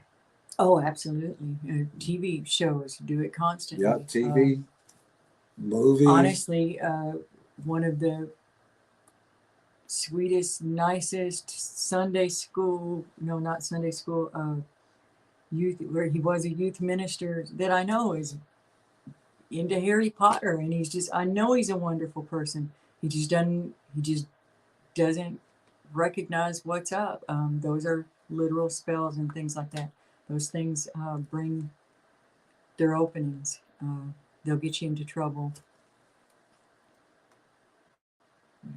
So anyway, that was one of the rooms where we sealed up, and there was lots of holes like that. And we screwed those down. There's no need for more than just the one access ladder up into there, and we covered those down. This is a spot in the insulation that we were poking at, that we were telling you about, that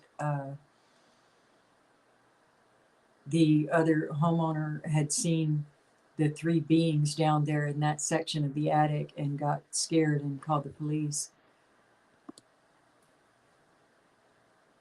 More of the same area. That's just after lifting it up and trying to poke around, get up under there. And that. Yeah, well, it's a little bit to the left of that last one in the film or in the video. This is off to the left, but what caught my attention was the red eyes of this little thing, and the other one had the same color eyes. This one has the same color eyes.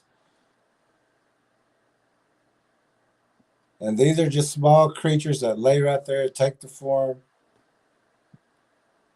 I mean, if you think, look, here's how it goes. When you think about all the insects and creepy crawly things, the things that fly, the things that swim and crawl and run, and in this world, if you could open your eyes, you would see that all those same types of creatures, but in a more predatory, even more predatory manner, are there, but invisible or, translucent. They're in spirit form. They're in pure energy form.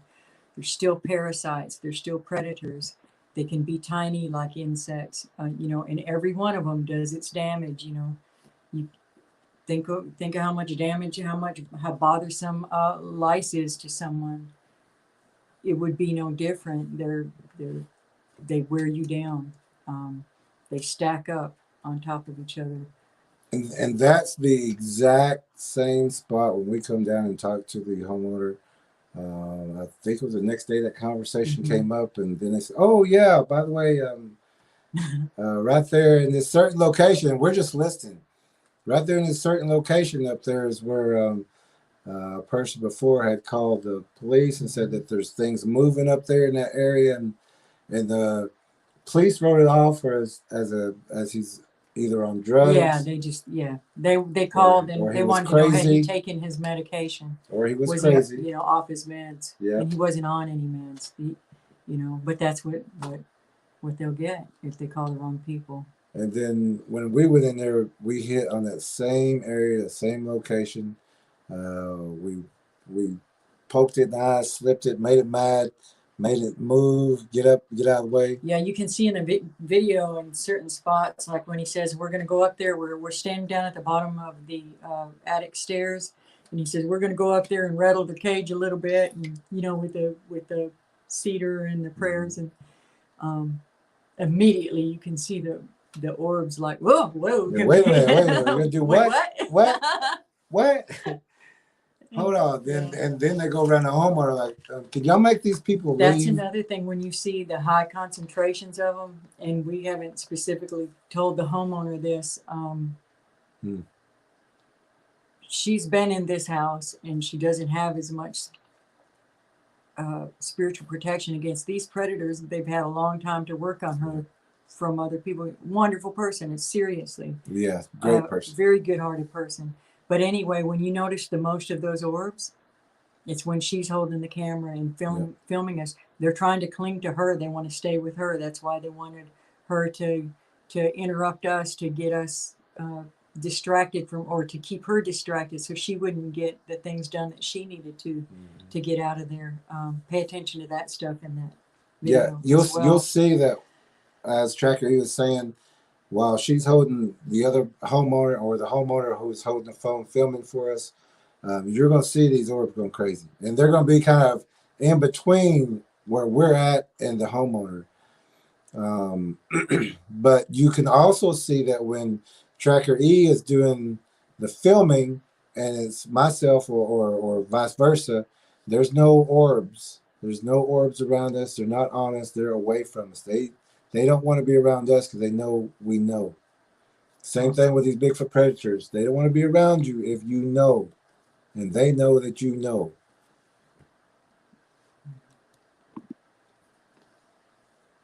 This is where he's beginning the smudge.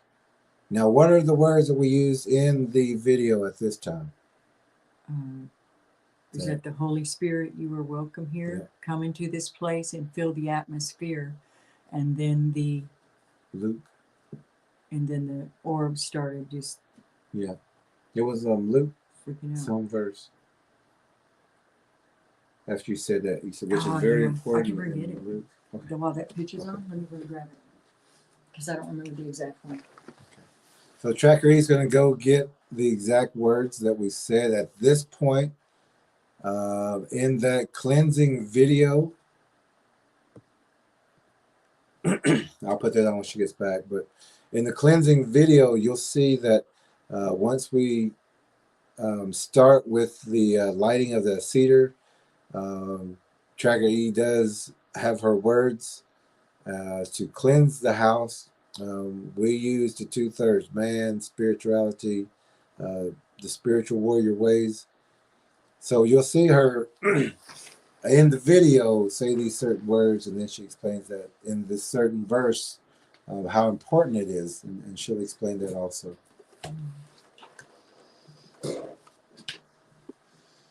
The verse is Luke 11:26. And this is what I was telling you about earlier with the 7 spirits that would come back.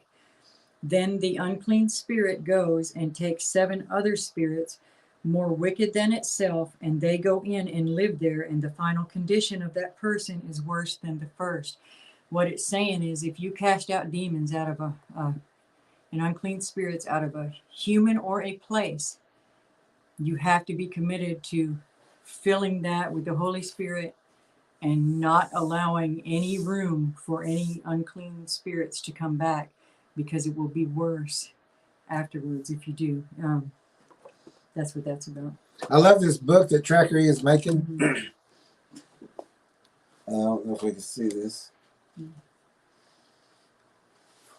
But this book has a lot of information. TrackerElla likes to be extra.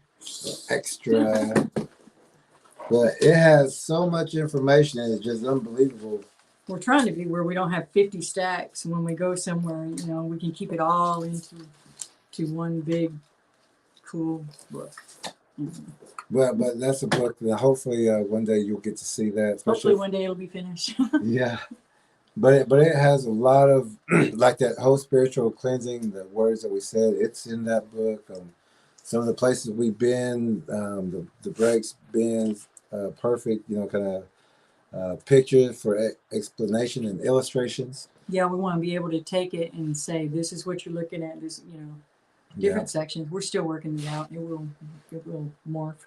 But we did at the Falk, Arkansas festival, which we were in, we actually had these weapons with us. We had where they break the tree or twist the tree. Mm-hmm. We cut those off so that we had illustrations for people. We had people who lived in Falk, Arkansas, who said they've never seen a Bigfoot. It's a whole bunch of baloney, pretty much. And then we said, well, have you seen one of these tree breaks? This example, yeah. All right, well, have you seen this kind of twist? Yeah. And we had our bows also. Have you seen these? Yeah. But he had never seen any signs of Bigfoot. But then we had like the spikes, the tree spike or the land spikes that we show that stick up past that bow. And he goes, but I've definitely seen that. And I'm going, well, these are all signs of Bigfoot. He's like, yeah, I maybe better go pay attention. Have another look around. Go look around. I'll be a little bit more observant this time. Start with the wood line right outside your kid's playscape. Yep, 50 yards out. As in the Bigfoot documentary, we tell you where to look and where to start. Mm-hmm. But yeah, he once you have these examples and things like that, they are very good. I want to show you this one video, last one real fast of this time. Oh yeah, we still got more to go. I'm just gotcha. That's more of the smudging down there in the nether regions of the attic. We would take long sticks that we could find and poke back around to all in there and wave the smoke off in there. You just get it the best you can into every corner, every crevice. Far back as you can get down in there. Unclean spirits live in shadows and stacks and corners, any dark area. That's where they're going to go. And if you miss an area, all you've done is push them all into that area. All they've done is clustered there. You go on, and then they come right back out and reinfest the entire area.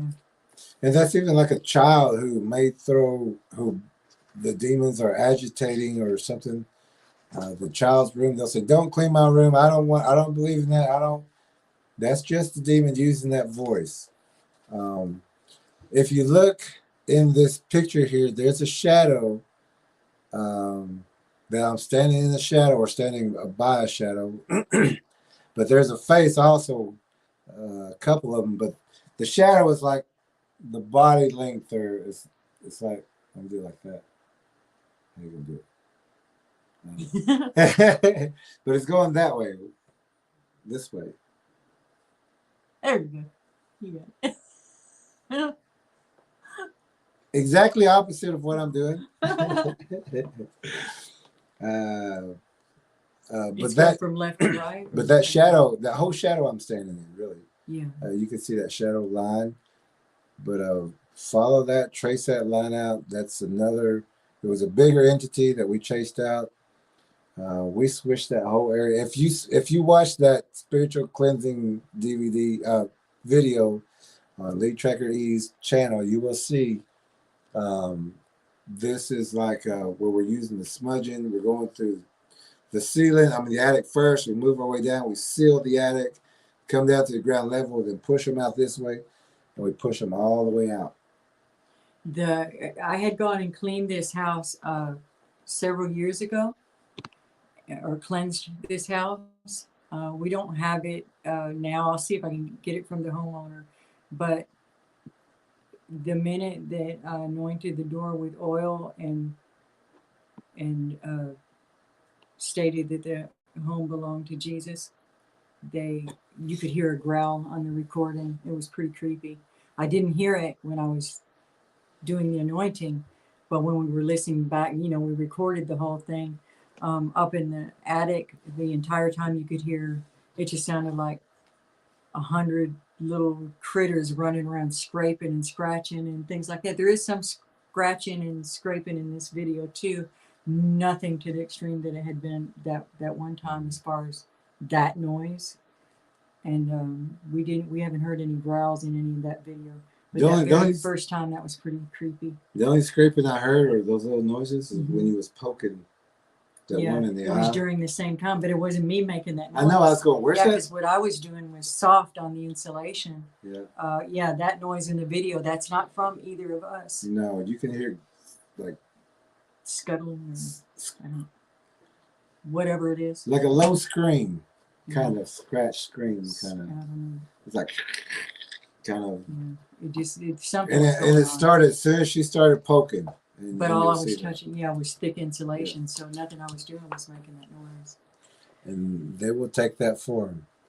So also we're now that is the spiritual house cleansing video on Lead Tracker E's YouTube channel. And that DVD is free for anybody who wants to learn how to cleanse a home, or the way that we cleanse a home. It is a free video. But if you do want to share, we do have a PayPal and a Cash App on that also. And if you want to share that video with other people, please do. Share it with your friends. We're in a war, folks. We are. And people in the cities really need to see that spiritual cleansing video, because there's so many reports of young families in apartments. They're getting bothered in their apartments, and then they get these ghost investigators who come there and just stir it up, make it mad, and then it's 7 times worse than. And they're like, "Who are you? Where are you from? What are you doing?" Antagonizing them. Antagonizing the demon.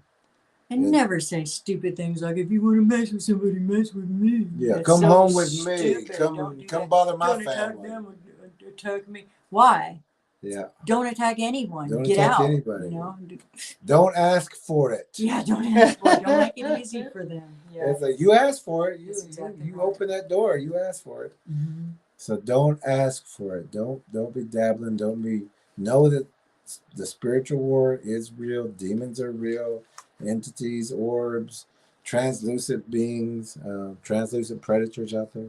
It's almost more, it's more real than what you're watching on TV. It's more real than the news that you're watching. That's a bunch of crap. That's a bunch of smoke and mirrors and theater and the political drama. And this spiritual world is far more real than any of that.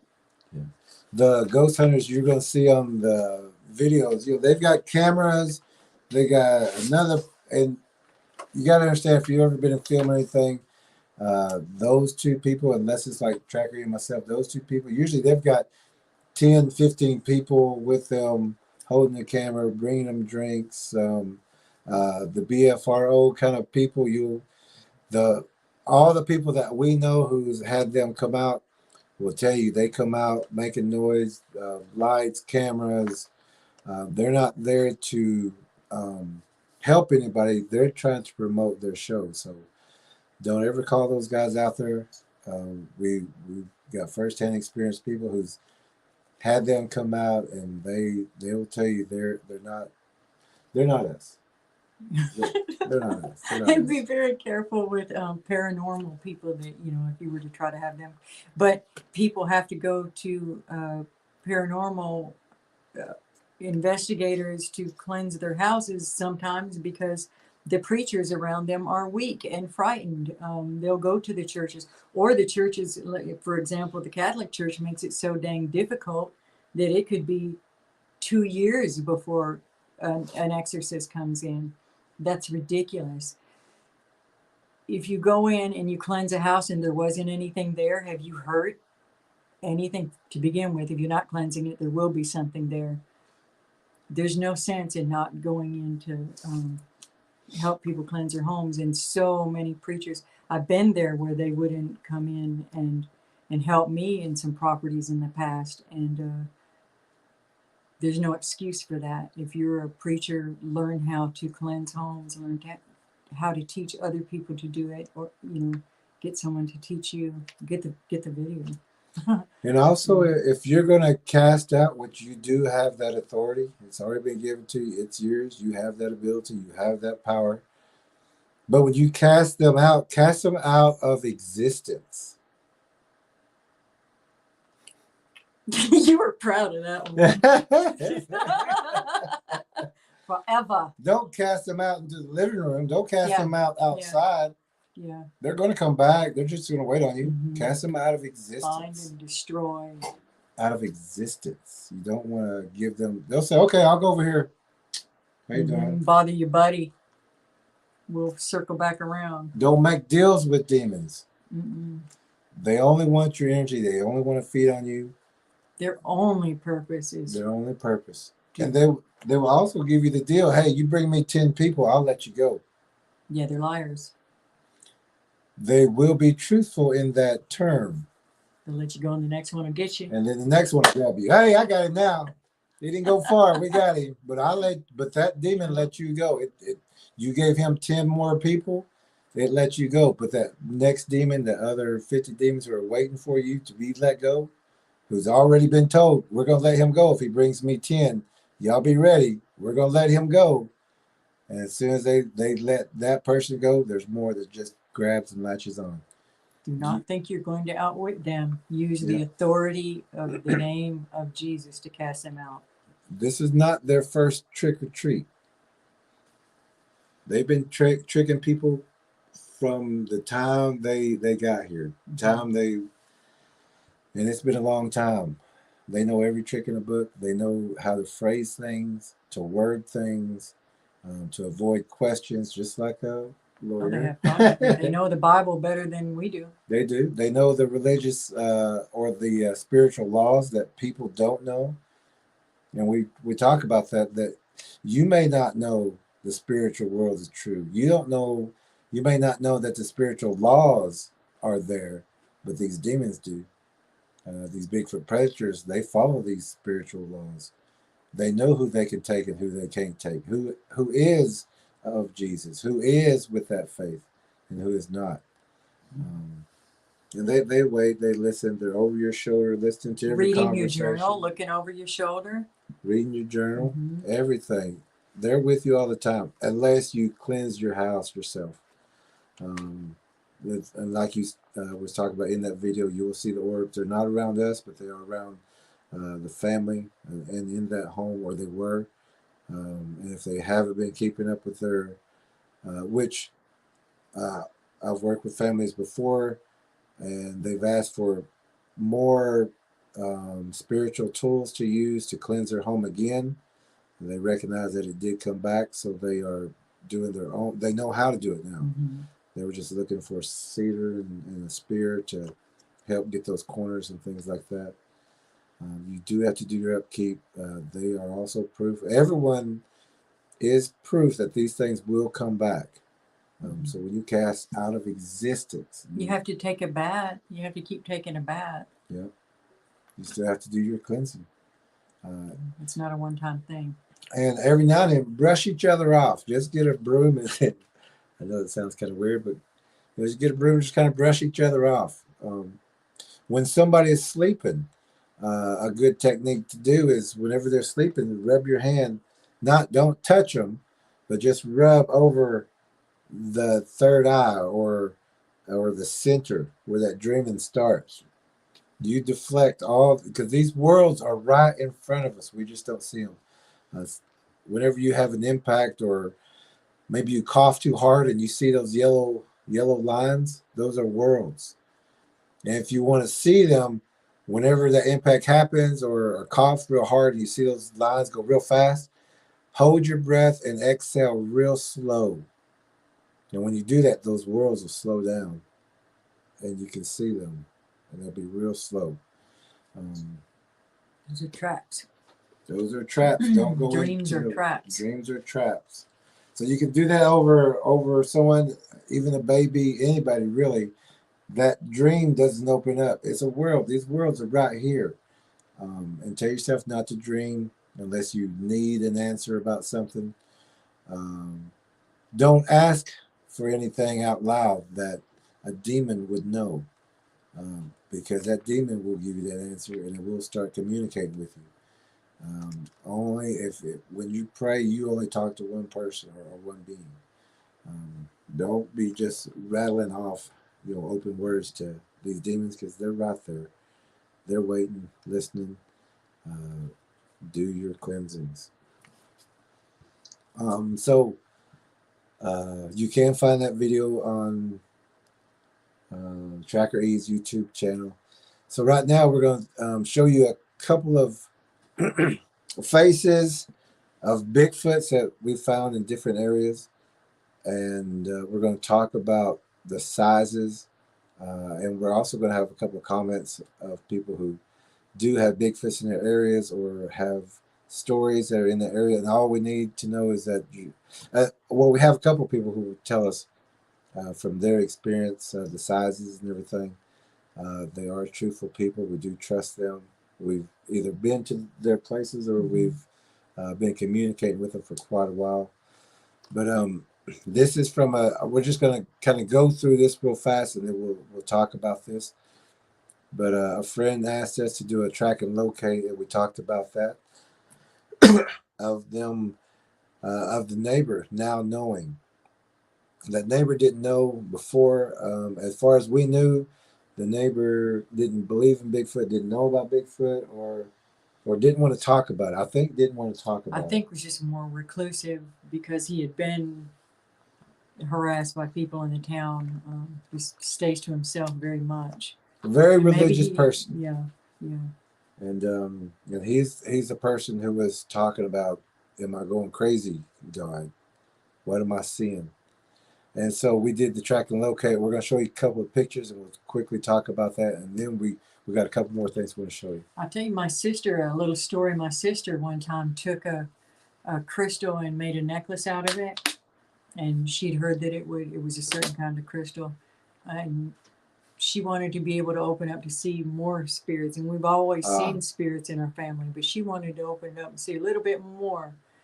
Well, it wasn't very long before she took that necklace off, and she's like, never mind, I'm good. One of the things she saw was a humanoid looking creature clinging like a salamander on the outside of a building looking into the window of someone's house. Another thing she saw was a woman whose face melted down like a giant, as if she was a bullfrog, a giant slit of a mouth and bulging eyes. But the other people around the lady could not see her like that. Anyway, just talking about Abnormal unclean Investigations spirits. has a picture Of of something like almost a frog. similar like that, the big bullfrog face. Yep. Yep. My sister saw one. So I also go to Abnormal Investigations. Yes. They do have a lot of information also. Oh yeah, they're great. If we weren't here doing this live stream right now, we'd be watching. Yeah, we'd be theirs. watching them. So when you're done with this one, go watch theirs. Yeah, and then watch April's when she get hers up. Yeah. Oh, let me we're on our track and locate. And since this is not a area to where this is not an area where there's a lot of traffic, or maybe two cars that go on this road. One car will go periodically, pretty much every day, but where we tracked, no vehicle was going.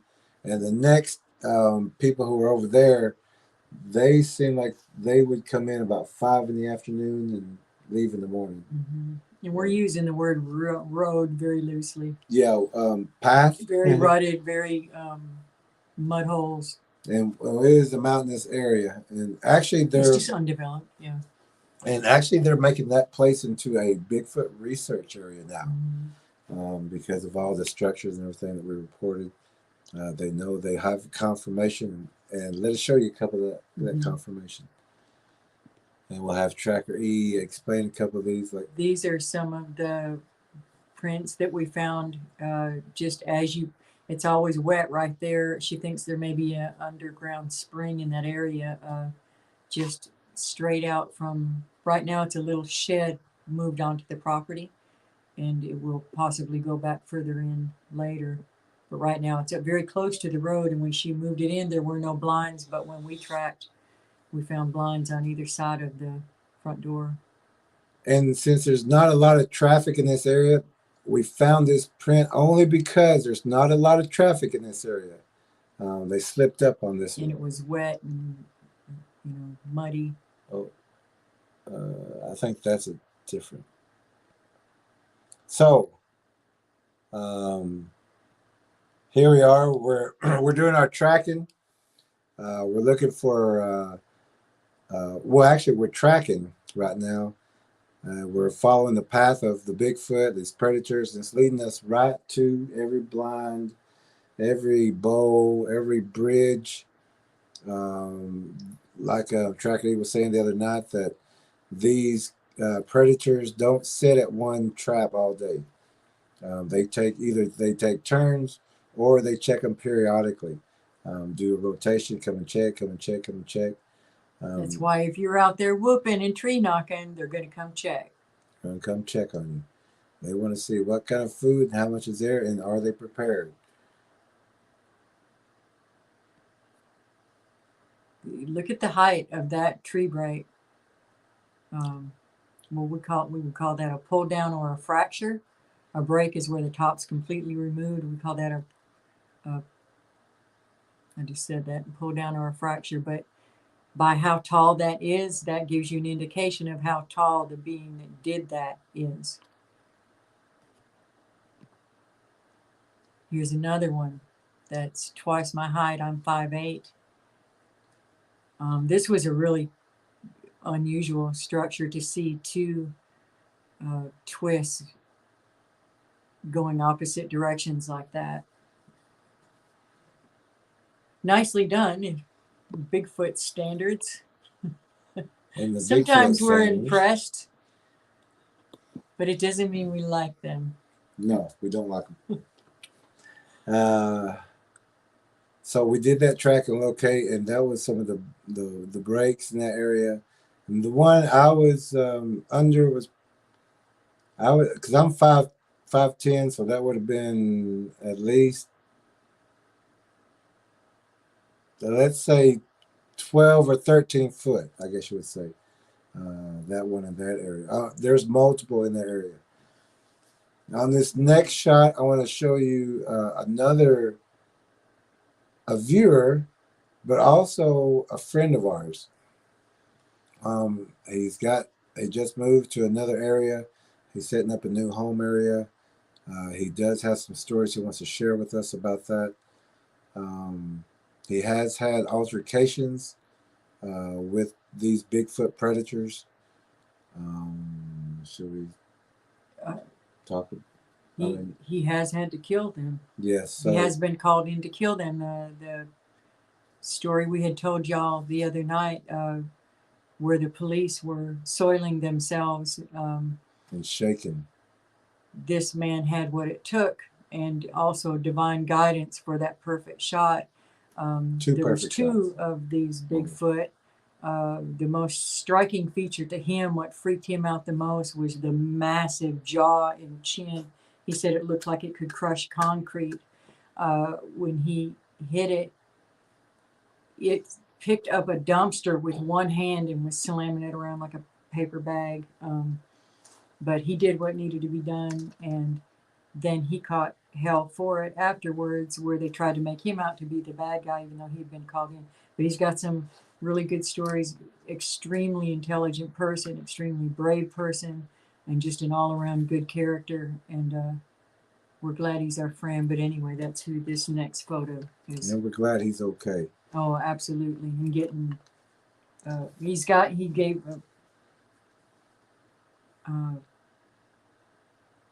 he has been very pleased with the DVD. Yes. He's learned a lot from the DVD. And this is a lot of good feedback from him. And I'm sure he maybe would have wanted access to that information before he went through what he did. Yeah. It might not have been so mind-boggling. And this is a person who has killed some Bigfoots. And this person has this Bigfoot DVD, and this DVD has helped him also with a lot of information that he didn't have before. Like we're talking about, this is not just a documentary. This is important information, vital important information that some of our trackers, they have to have this information.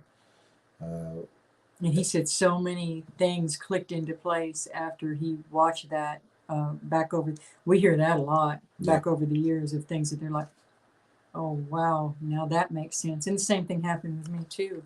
I'm still thinking back on things over the years and remembering and placing some things together and realizing what was really going on and what was doing it. Also, in the documentary, we're also going to have another guest on, and he wants to also do a weekly report because he is hot in the active area. He's one of our best trackers. He's rescued people. He's found missing people. This is the tracker that found the girl in the cave that had been taken by the Bigfoot, and he said that he also he's got a lot of details about that he would like to share. And his harvest season is almost over. He's saying just be patient a little bit longer, and he will give that information. He wants to this everybody. word out. He wants people to know what's going on. And he's up there in the thick of it, up in the far north. And he wants you to know the information. So, and we're being patient also with that. But if you could explain this cave right here. This cave is the one where it was actually one of his friend's daughters that had gone missing, and the police were trying to wait a certain number of hours before they would go look for her. And this man was having none of that, and he's a very good tracker. He search and rescue, knows what he's doing, knows the area, and also a very strong spiritual warrior, and has a very strong sense of discernment. He found the girl 150 yards into that cave. Terrible storm blew up. Anyway, she was stripped naked. She was unconscious. She was very cold. Her eyes were smeared with the black tar that we are telling people and have been telling people that these Bigfoot predators will do to blind you.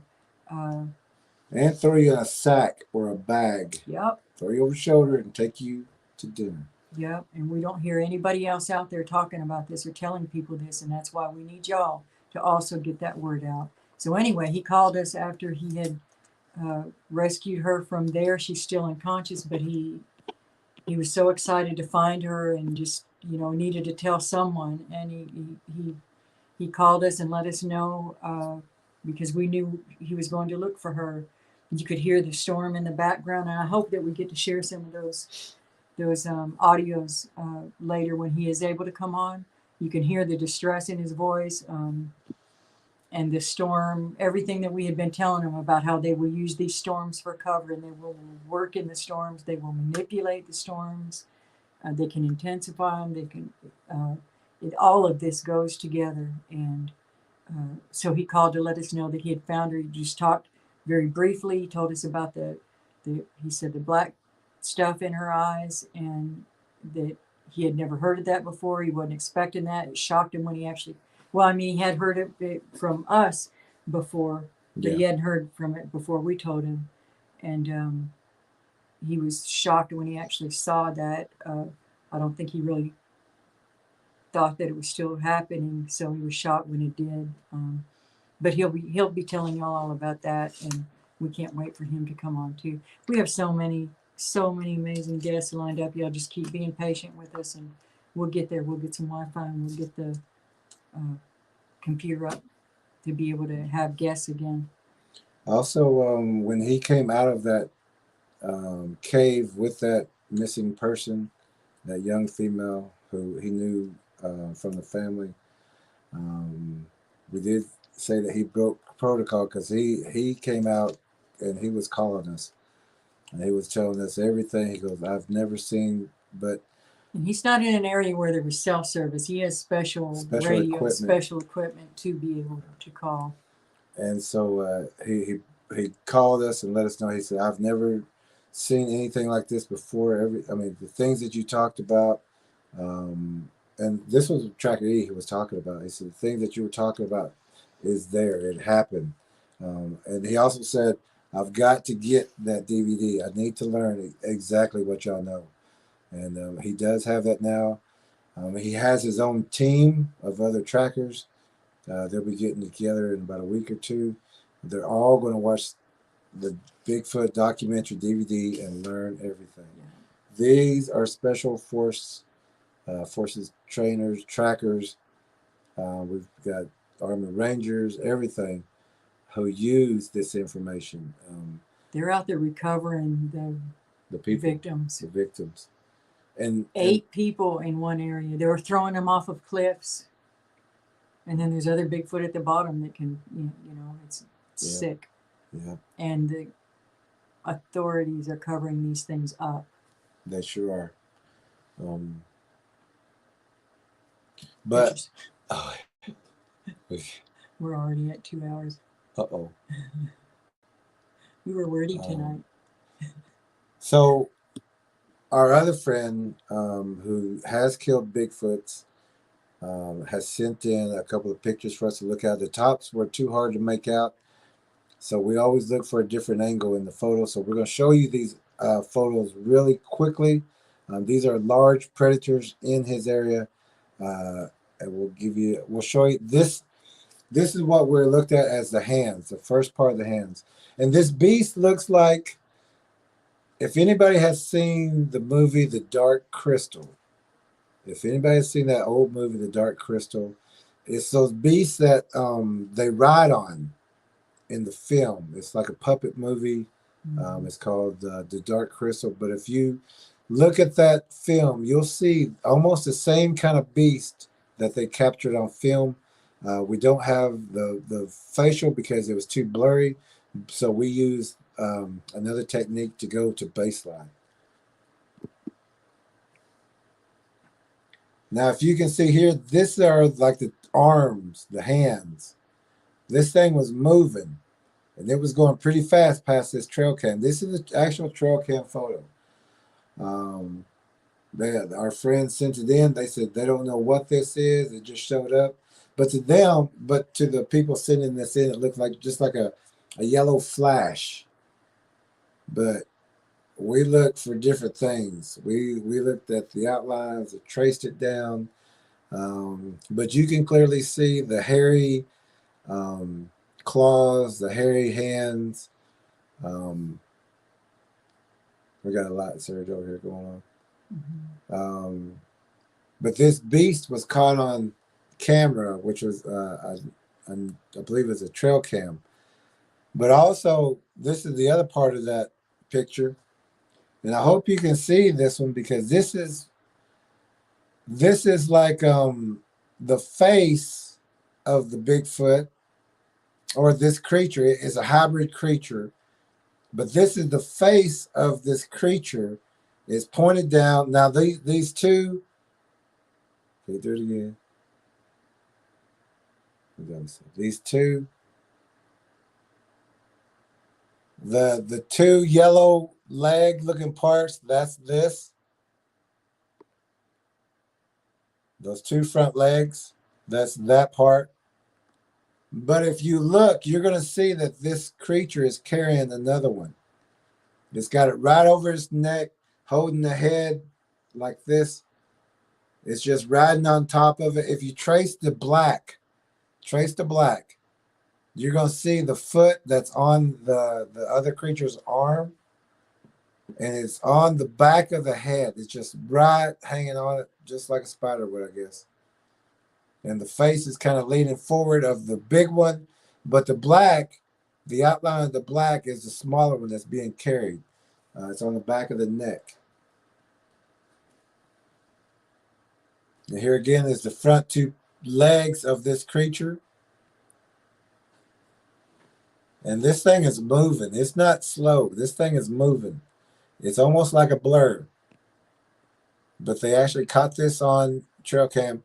And like I said, this is a person who has killed Bigfoots before. They sent this information in for us to analyze, and we looked at it. We sent more information back. Like we don't have the big shot of it here, which I should have loaded. But you can see the face. You can see a smaller black one that's being carried. And also the front arms with the claws, the hairiness of it.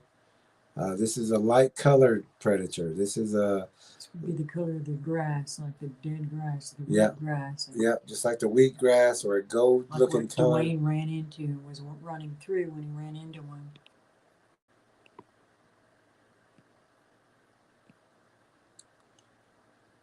And right here, we did some tracking. We had at least one predator come into our yard. It broke one of the branches off of the cherry tree, just like a blind. We knew what it was. So as soon as we seen that, we geared up. We went tracking. We tracked it all the way back to a neighboring property. It didn't stay in our property.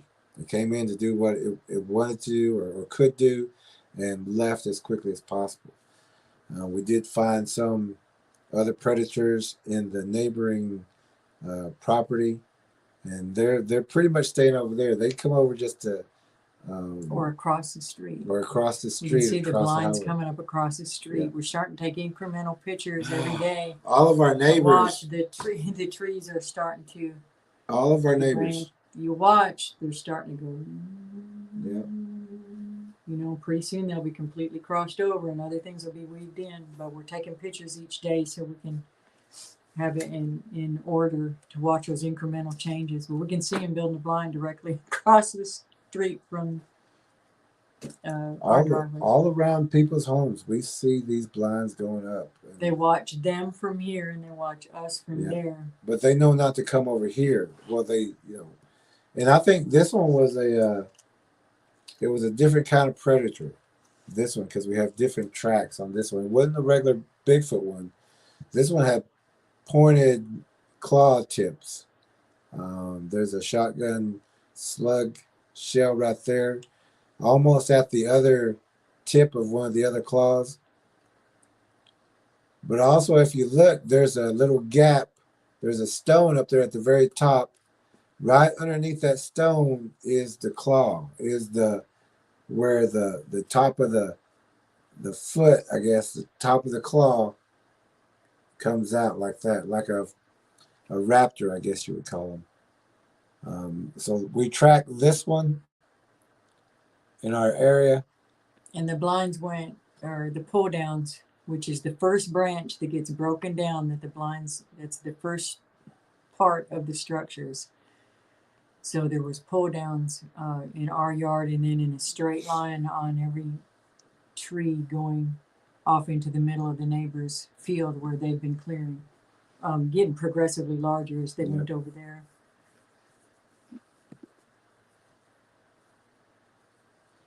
You can see the darker spot in the center there. This was this one is at the Choctaw. This is at the Choctaw games, at the Choctaw stickball. This is at the Choctaw World Series of Stickball Stadium. Blind right there at the, it's all covered in kudzu. It's just a little spot. It's got a deep ravine and some foliage surrounded by parking lots and buildings. And it's this thing was in there, and the trash had been pulled out and down into that ravine and was scattered, and the blind was right next to, just 3 feet from where the people were parking. And that's, the drum beats going and the people and the activity and the kids in strollers and all the carnival food nearby, and they don't even know that these creatures were right there in that little bitty patch of woods. This is a Bigfoot looking between 2 trees, or just kind of poking his head out. Now, I think that was at the park at Gamio, wasn't it? I don't remember on that one. But this is a Bigfoot. You can see the nose, the mouth, the furriness of it. This is covered in more fur than the normal Bigfoot. And we have showed you a couple of videos, and we may show the video of the Bigfoot in the tree in just a little bit also. We already showed it, didn't we? Yesterday. Oh, that was a different one. But they love to look between the 2 trees, or between a V and a tree, just to peek around that in that little spot. So since we're here, we're going to show you that Bigfoot real fast. Another one. Now you're going to see this Bigfoot. It's going to be right here in the video. Look right here, right where my hand is. And it's all black. It's holding on a tree sideways, like we explained a couple nights ago. It's holding on sideways. You're going to see the head. It's going to be right in this area in the film. The whole body is black. All you're going to see is the eyes and the mouth, but you'll see it. And then this clip that we got is from the Bigfoot documentary, but in the Bigfoot documentary, of course, it's bigger, it's more sturdy, you see it better. This is a recording off of a TV to get this on to show you, but it is in the Bigfoot documentary, this Bigfoot. We're going to show it to you real fast. Look up here in this top corner here, and look for the eyes and the movement of the mouth, and you'll see it. The eyes and the mouth are white. The eyes and the mouth are the white in that black. Basically, your feelings and senses will tell you where the predator is located. If the predator is behind you, you will feel the hair on the back of the neck. If the predator is on the right or left, goose pimples, shivers, or wind will be on. Now, hopefully y'all seen the movement of that Bigfoot. You can see it better in the DVD when you get your DVD. I also want to show this picture also. This is a Bigfoot blind that TrackerElla is. We're taking a picture of her in the blind, but if she wanted to and ducked down, and because she had a black jacket on, if she wanted to, she could have blended in and we would have never seen her. Easily. And this blind is outside a daycare in Antlers. It's outside of a daycare in Antlers. It's got bones and stuff around it. Bones, bows, you can breaks, watch it. Yeah, you can. Tracks. There's a senior center right there, and you can sit. And you got a 360 360-degree view of all those things all the way around, and they can't even see you. Yeah. And perfect spot. When you're looking for these things, look for the best strategic place that you could think of. Think like a predator. Think like a predator. How would you get the best advantage over prey? We call this one chiclet. Start by looking at the little horizontal piece almost directly in the center, the little horizontal white strip. Those are the chiclet type teeth, and then you can fill in the face from there, work out the face from there. We'll leave that up for just a few moments so He's in I can the adjust. Big Thicket National Preserve, between the Big Thicket National Preserve and near Sam the Houston. Sam Houston National Forest area, southeast Texas. And they're full of predators. They're full of Bigfoot through there. Bigfoot, dogmen. Every national park, every state park. Lizardmen, every kind of variation, and mutation. I'm just surprised people just don't see all these things. They hide in the shadows. So look at this one. This is the one that is in translucent. Really, it's going translucent. Mm-hmm. And then the next picture is a close-up of the face. This is what is out there. And so... And that's kind of like, it's kind of like got a snout, but teeth almost, up here. It's like, yeah. It's like it's just ugly. Kind of like maybe a bird kind of look. Kind of a beakish kind of point. But these creatures come in the worst. An abomination. Abominations. They are not supposed to be here. This one we call Groot. And actually there's several things going on in here. There's several beings going on here, but the main one, he looks, if you know who Groot is, he looks like he's made out of bark, right? There's an orb on his shoulder.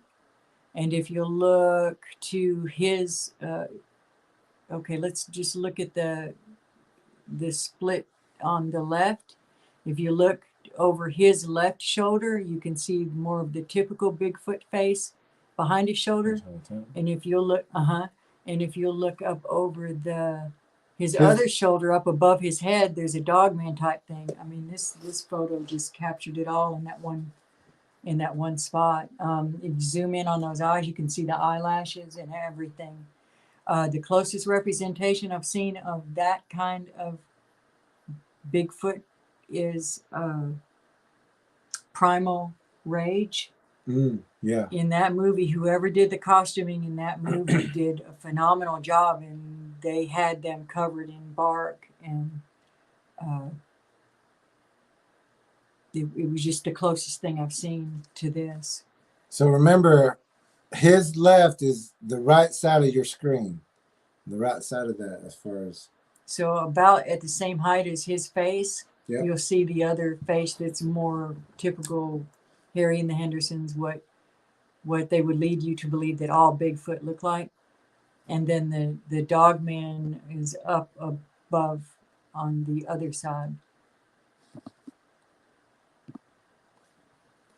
Oh, this one is one that's got more of the, it's eating more alligators. Yeah, it's got the predator blood, but it has mixed in with swamp creatures. Yeah, you see how it's protruding out, like the alligator. It's got the eyes going up. They all look angry. They all have that indention brow, that snake like brow. That serpentine, yeah. Like a rattlesnake brow. Yeah. Deep set eyes.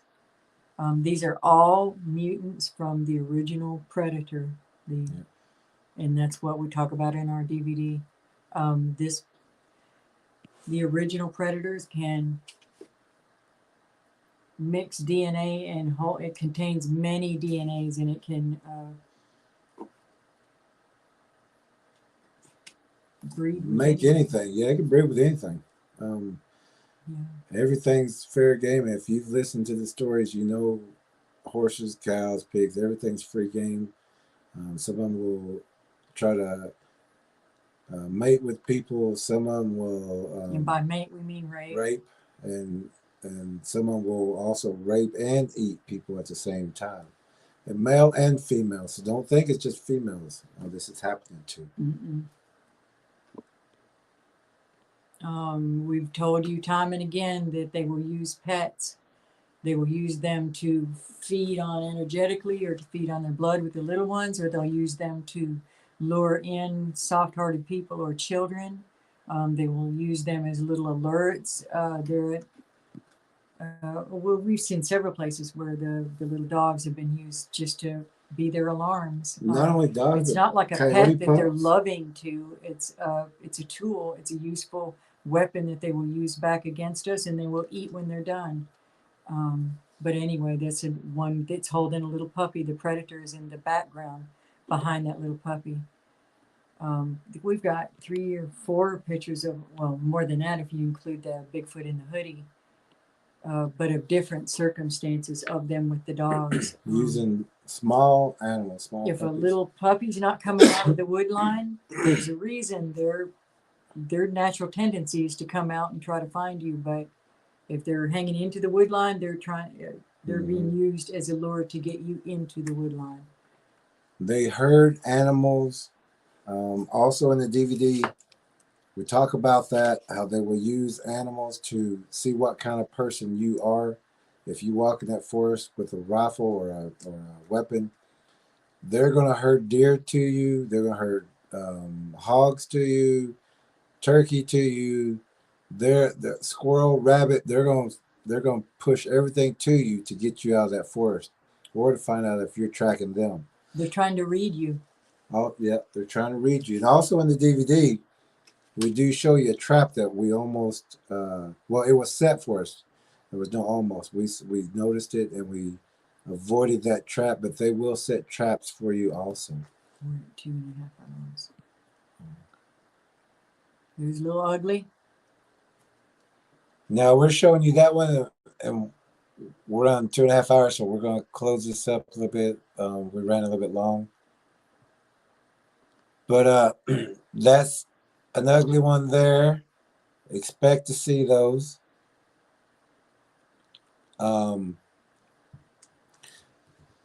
This one right here, if you look at that tree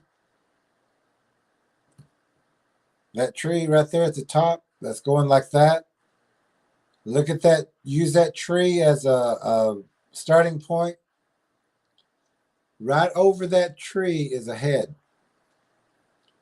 Underneath that head is an entire long body.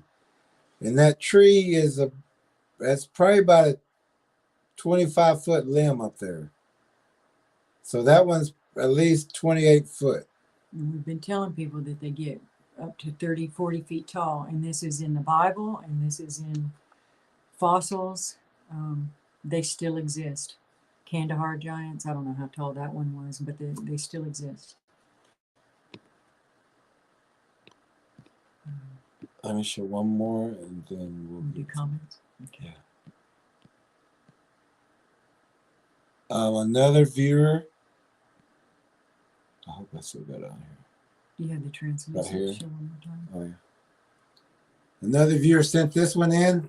This one, I'd say it's about 30 foot too. You can see the outline of it. We don't have the close up of the face in this. I didn't load that. But just use that outline. You can see the translucency of it, how big it is, how tall it is. That's a big X. They were actually taking a picture of the X. They didn't see the translucent giant predator right there until they sent in the photo. We sent it back to them. And we're showing them, you got a big predator standing right there in front of the X, using that brush and everything as cover. And it is translucent. That one's about 30 feet, if not 35. Look for the outlines, the discolorations, the mists.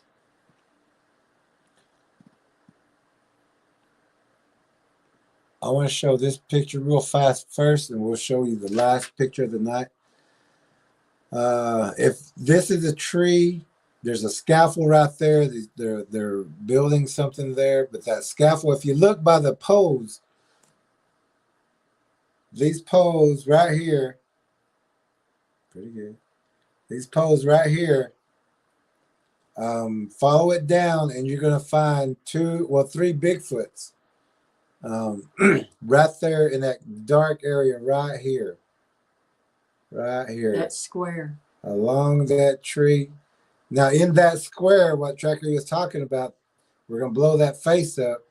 But also look above here. There's another one right up here.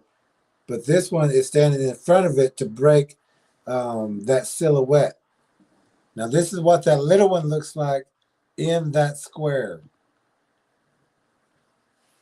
Don't think because they have this kind of look that people may mistake as a child or not vicious. But this creature eats flesh and drinks blood. This is what it does. All Bigfoots do that. All Bigfoot hybrid predators do that. Dogmen, that's what they do. They consume everything. Everything in this neighborhood has disappeared. All the dogs, all the stray cats, birds, squirrels, everything's gone except for the people now in the area. This is just one in training. This a predator in training. And that's the thing. To have these ones be good, to be good predators, they have to be in the best possible viewing position. And that's where you're going to find a lot of these smaller ones too, who are learning to be a better predator to get the food that they want. And these are the ones that they can put in hoodies and put in clothes and, you know, get up close to humans. Now, how would this one look in a hoodie like that? When it has, you might even pull over to pick it up on the side of the road and it would be too late. As soon as you pulled over to see if that one in the hoodie who had this face, but his arms and legs were dark enough that you didn't see until you got close to it. And remember that they can cry like children. They can mimic any sounds. Yeah. They will draw you out. They will use any technique they have to draw you out as food.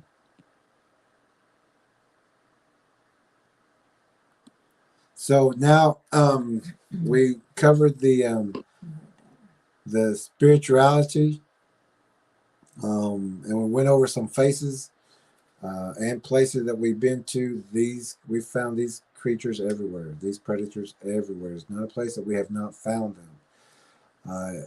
If you don't think that you have them in your area, think again. Think again. Get the DVD. Learn everything you can about these predators and stay with this channel because we do have more advanced things. But the DVD tells you about the DNA, the origin, their purpose, what they look like, where to find them, thunder, lightning. There's so much information in there that a warrior's greatest mistake is thinking that we have time. You need this information. We are at this time right now. A lot of people understand it. A lot of people are reporting these things are at the woodline, in the backyards, in the cities, in the dumpsters, in the restaurants, behind Walmart, in parks. They're everywhere. You need to know everything to keep yourself safe. And once you have this DVD, you'll understand what we're talking about. The people who have gotten the DVD understand this now. They know how important all this information is and how they are being a big part of saving a lot of people's lives because they have the information. And we thank y'all for that. And we thank y'all for getting our backs and for y'all sharing our videos and just telling other people about it. Thank you for that. We're going to go back to comments. Jackie Pollock says, yes, Michelle, God does. I felt the same, so scared when I seen them in my room and I lost my mind when no one knew how to help me. Yeah, sorry to hear that, Jackie. And you're not crazy. You're not alone, that's for dang sure. A lot of people has reported that same thing. Yeah. And we're here. We're here too. Yes. Carla Hipkins. Tomorrow is my 56th birthday. All right. Happy birthday, Carla. Michelle says, Jackie, I'm glad you're here. We're not alone. Yes, exactly, with this anymore. Good job. Jackie Pollock Good job. says, very thankful. Charles says, mice and rats get into attics as well. Yes, that obviously, yes, Charles, absolutely, you're right. Sure do. They have to rule that out. That wasn't But- what was going on there. But we are very thorough Yeah. in what we look for. Yeah. And we would have looked for the mouse droppings. We Oh, would have looked absolutely. for Yeah, things there like wasn't. that. There wasn't a Scratches. sign of that. holes. She's real vigilant about that kind of Yeah, thing. They do make noise, but that wasn't what this was. As a matter of fact, she has another video after that that she sent us. She didn't We'll have to get it she loaded. didn't do her Yeah. upkeep, and something got back in there, and Yep. she's got the voice on record. Yep. All right, little red panda. She says, click the like button. please. All Thank right. you. Hey, Scott, back again. Playing All Christian right. music throughout your home when you are home and when you are not home helps too. You know, I was going to say that earlier. I'm Yeah. glad you brought that up. I thought of it and then I forgot. Good job, Scott. To play the good music. That you're absolutely right. Worship music is another form of spiritual. Demons don't like that. They do not. Jeremy Wilson says, I see it. Jackie Pollock says, yes, I see it too. And Bible verses helps too. Absolutely. Those are the two things that I would use in the woods when I was tracking alone. When I would get scared, I would, well, obviously either prayer, or I would sing a hymn, or I would remember a verse. And they will try to confuse your mind too. Oh, you yeah. don't know the mind protection technique. Oh, yeah. Which is also in the DVD. We teach that also. Charles says, I've watched the spiritual cleansing video and I've also shared it. Thank you, Charles. Thank you, Charles. Charles is he's on top of it. He is on his game. Little Red Panda says, if you visit somebody at their house and there are bad spirits there, would they follow you to your house? Absolutely, Yes, they could. They will That's hitchhike. another thing. Be careful about gifts. Yes, yeah, Things that objects. people bring to your home. And preachers, especially, be careful about that. All these, especially if somebody new is coming into your church and they're bringing you little gifts and things, you cleanse those, or you be real careful about taking those, because sometimes they're bringing you. You don't have to visitors. You don't have to shake anybody's hands. That was the hardest habit for me to break. Yeah, he taught me that, because they can take your energy with that, or you can pick up their energy. And that's also a form of penetration, as far as them getting in to touch you and to hold you. Break your threshold. That's an invasion, and you let it happen. Don't, when somebody puts their hand out there, just say, all right, well, you can even say COVID.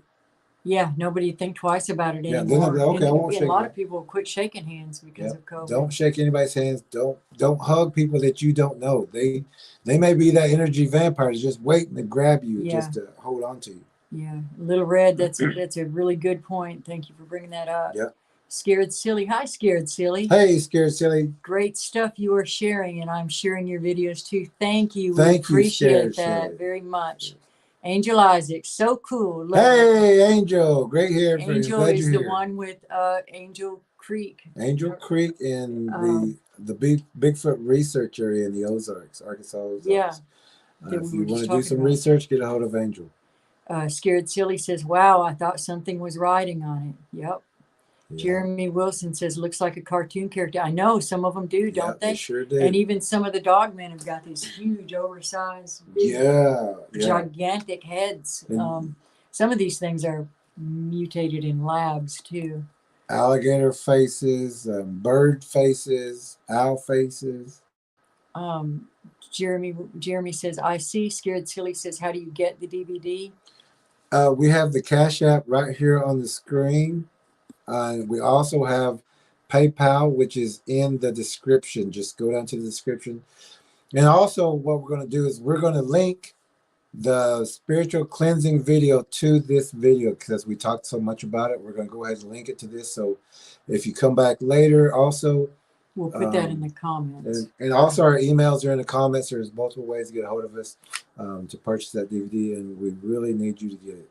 We really need everybody to get it. Really. Scared Silly says, holy crap, Batman. So one of those pictures impressed him. Yes, holy crap, Batman. Yes. Capital J. Yes, capital J for Jerry Williams. See, Little Red Panda, you're on it. Jerry will let you know to get the DVD. Thank you, Little Red. Thank you for answering those questions. Yeah, you're awesome. Scared Silly says thank you also. And I bet a lot, and I hope you do, because we didn't want to do it in a bad way, but we just wanted some of our regular viewers to answer those questions. So, but we will get to them. But thank you, Little Red Panda, and who was Scared Silly. Yeah. Abnormal. Hey, made it in Abnormal. late. I just finished a live. I know we told them if we weren't over here doing ours, we would be watching yours. So we told them after they're done with ours, go watch yours. And April, we need your YouTube channel up soon. Yeah. Charles says, we thank y'all from the bottom of our hearts. Well, we thank y'all too. Thank y'all. Jeremy says, thanks, guys. I appreciate you. We appreciate you. Y'all know we do. Happy early birthday, Kaylee. He says, thank you. Kaylee, glad you're here. Glad you're here. I hope your show went well tonight. And we'll see. I know it did. Y'all do great every time. Abnormal says, happy birthday. Thank you. Appreciate it. And sorry, time to work. Thank you, Little Red Panda.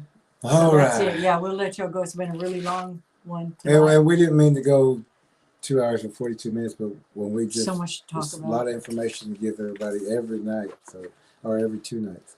But we're going to go ahead and close with a prayer, and then we will let the music play, and we will see you again in 2 nights from now. Watch that spiritual cleansing video on Lead Tracker E on YouTube. You'll see that, and we will link it onto this one afterwards. Yeah, if you need to purchase your DVD, which I think everybody does, it is in the description also, PayPal or Cash App. We want to thank everybody again for tonight and your time. We had fun sharing this with you. Yeah. And we can't wait to see you again with more information. Couldn't ask for a better group of people to come hang out with us while we do this and come listen to us. Thank you. Charles, good night to you too. We thank everybody for being here. We're going to close in prayer. Father, as always, we thank you for your hand of protection. We thank you for the people that you brought here. And we thank you for the people that will be coming here and that are already on their way. We ask for your divine guidance and protection, and we love you. In Jesus' name, amen. Thank you, guys. All right.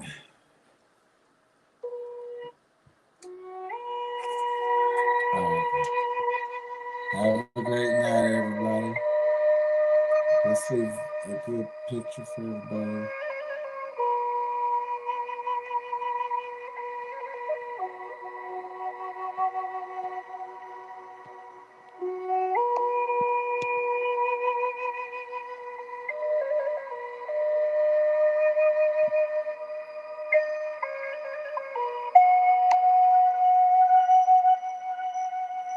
Just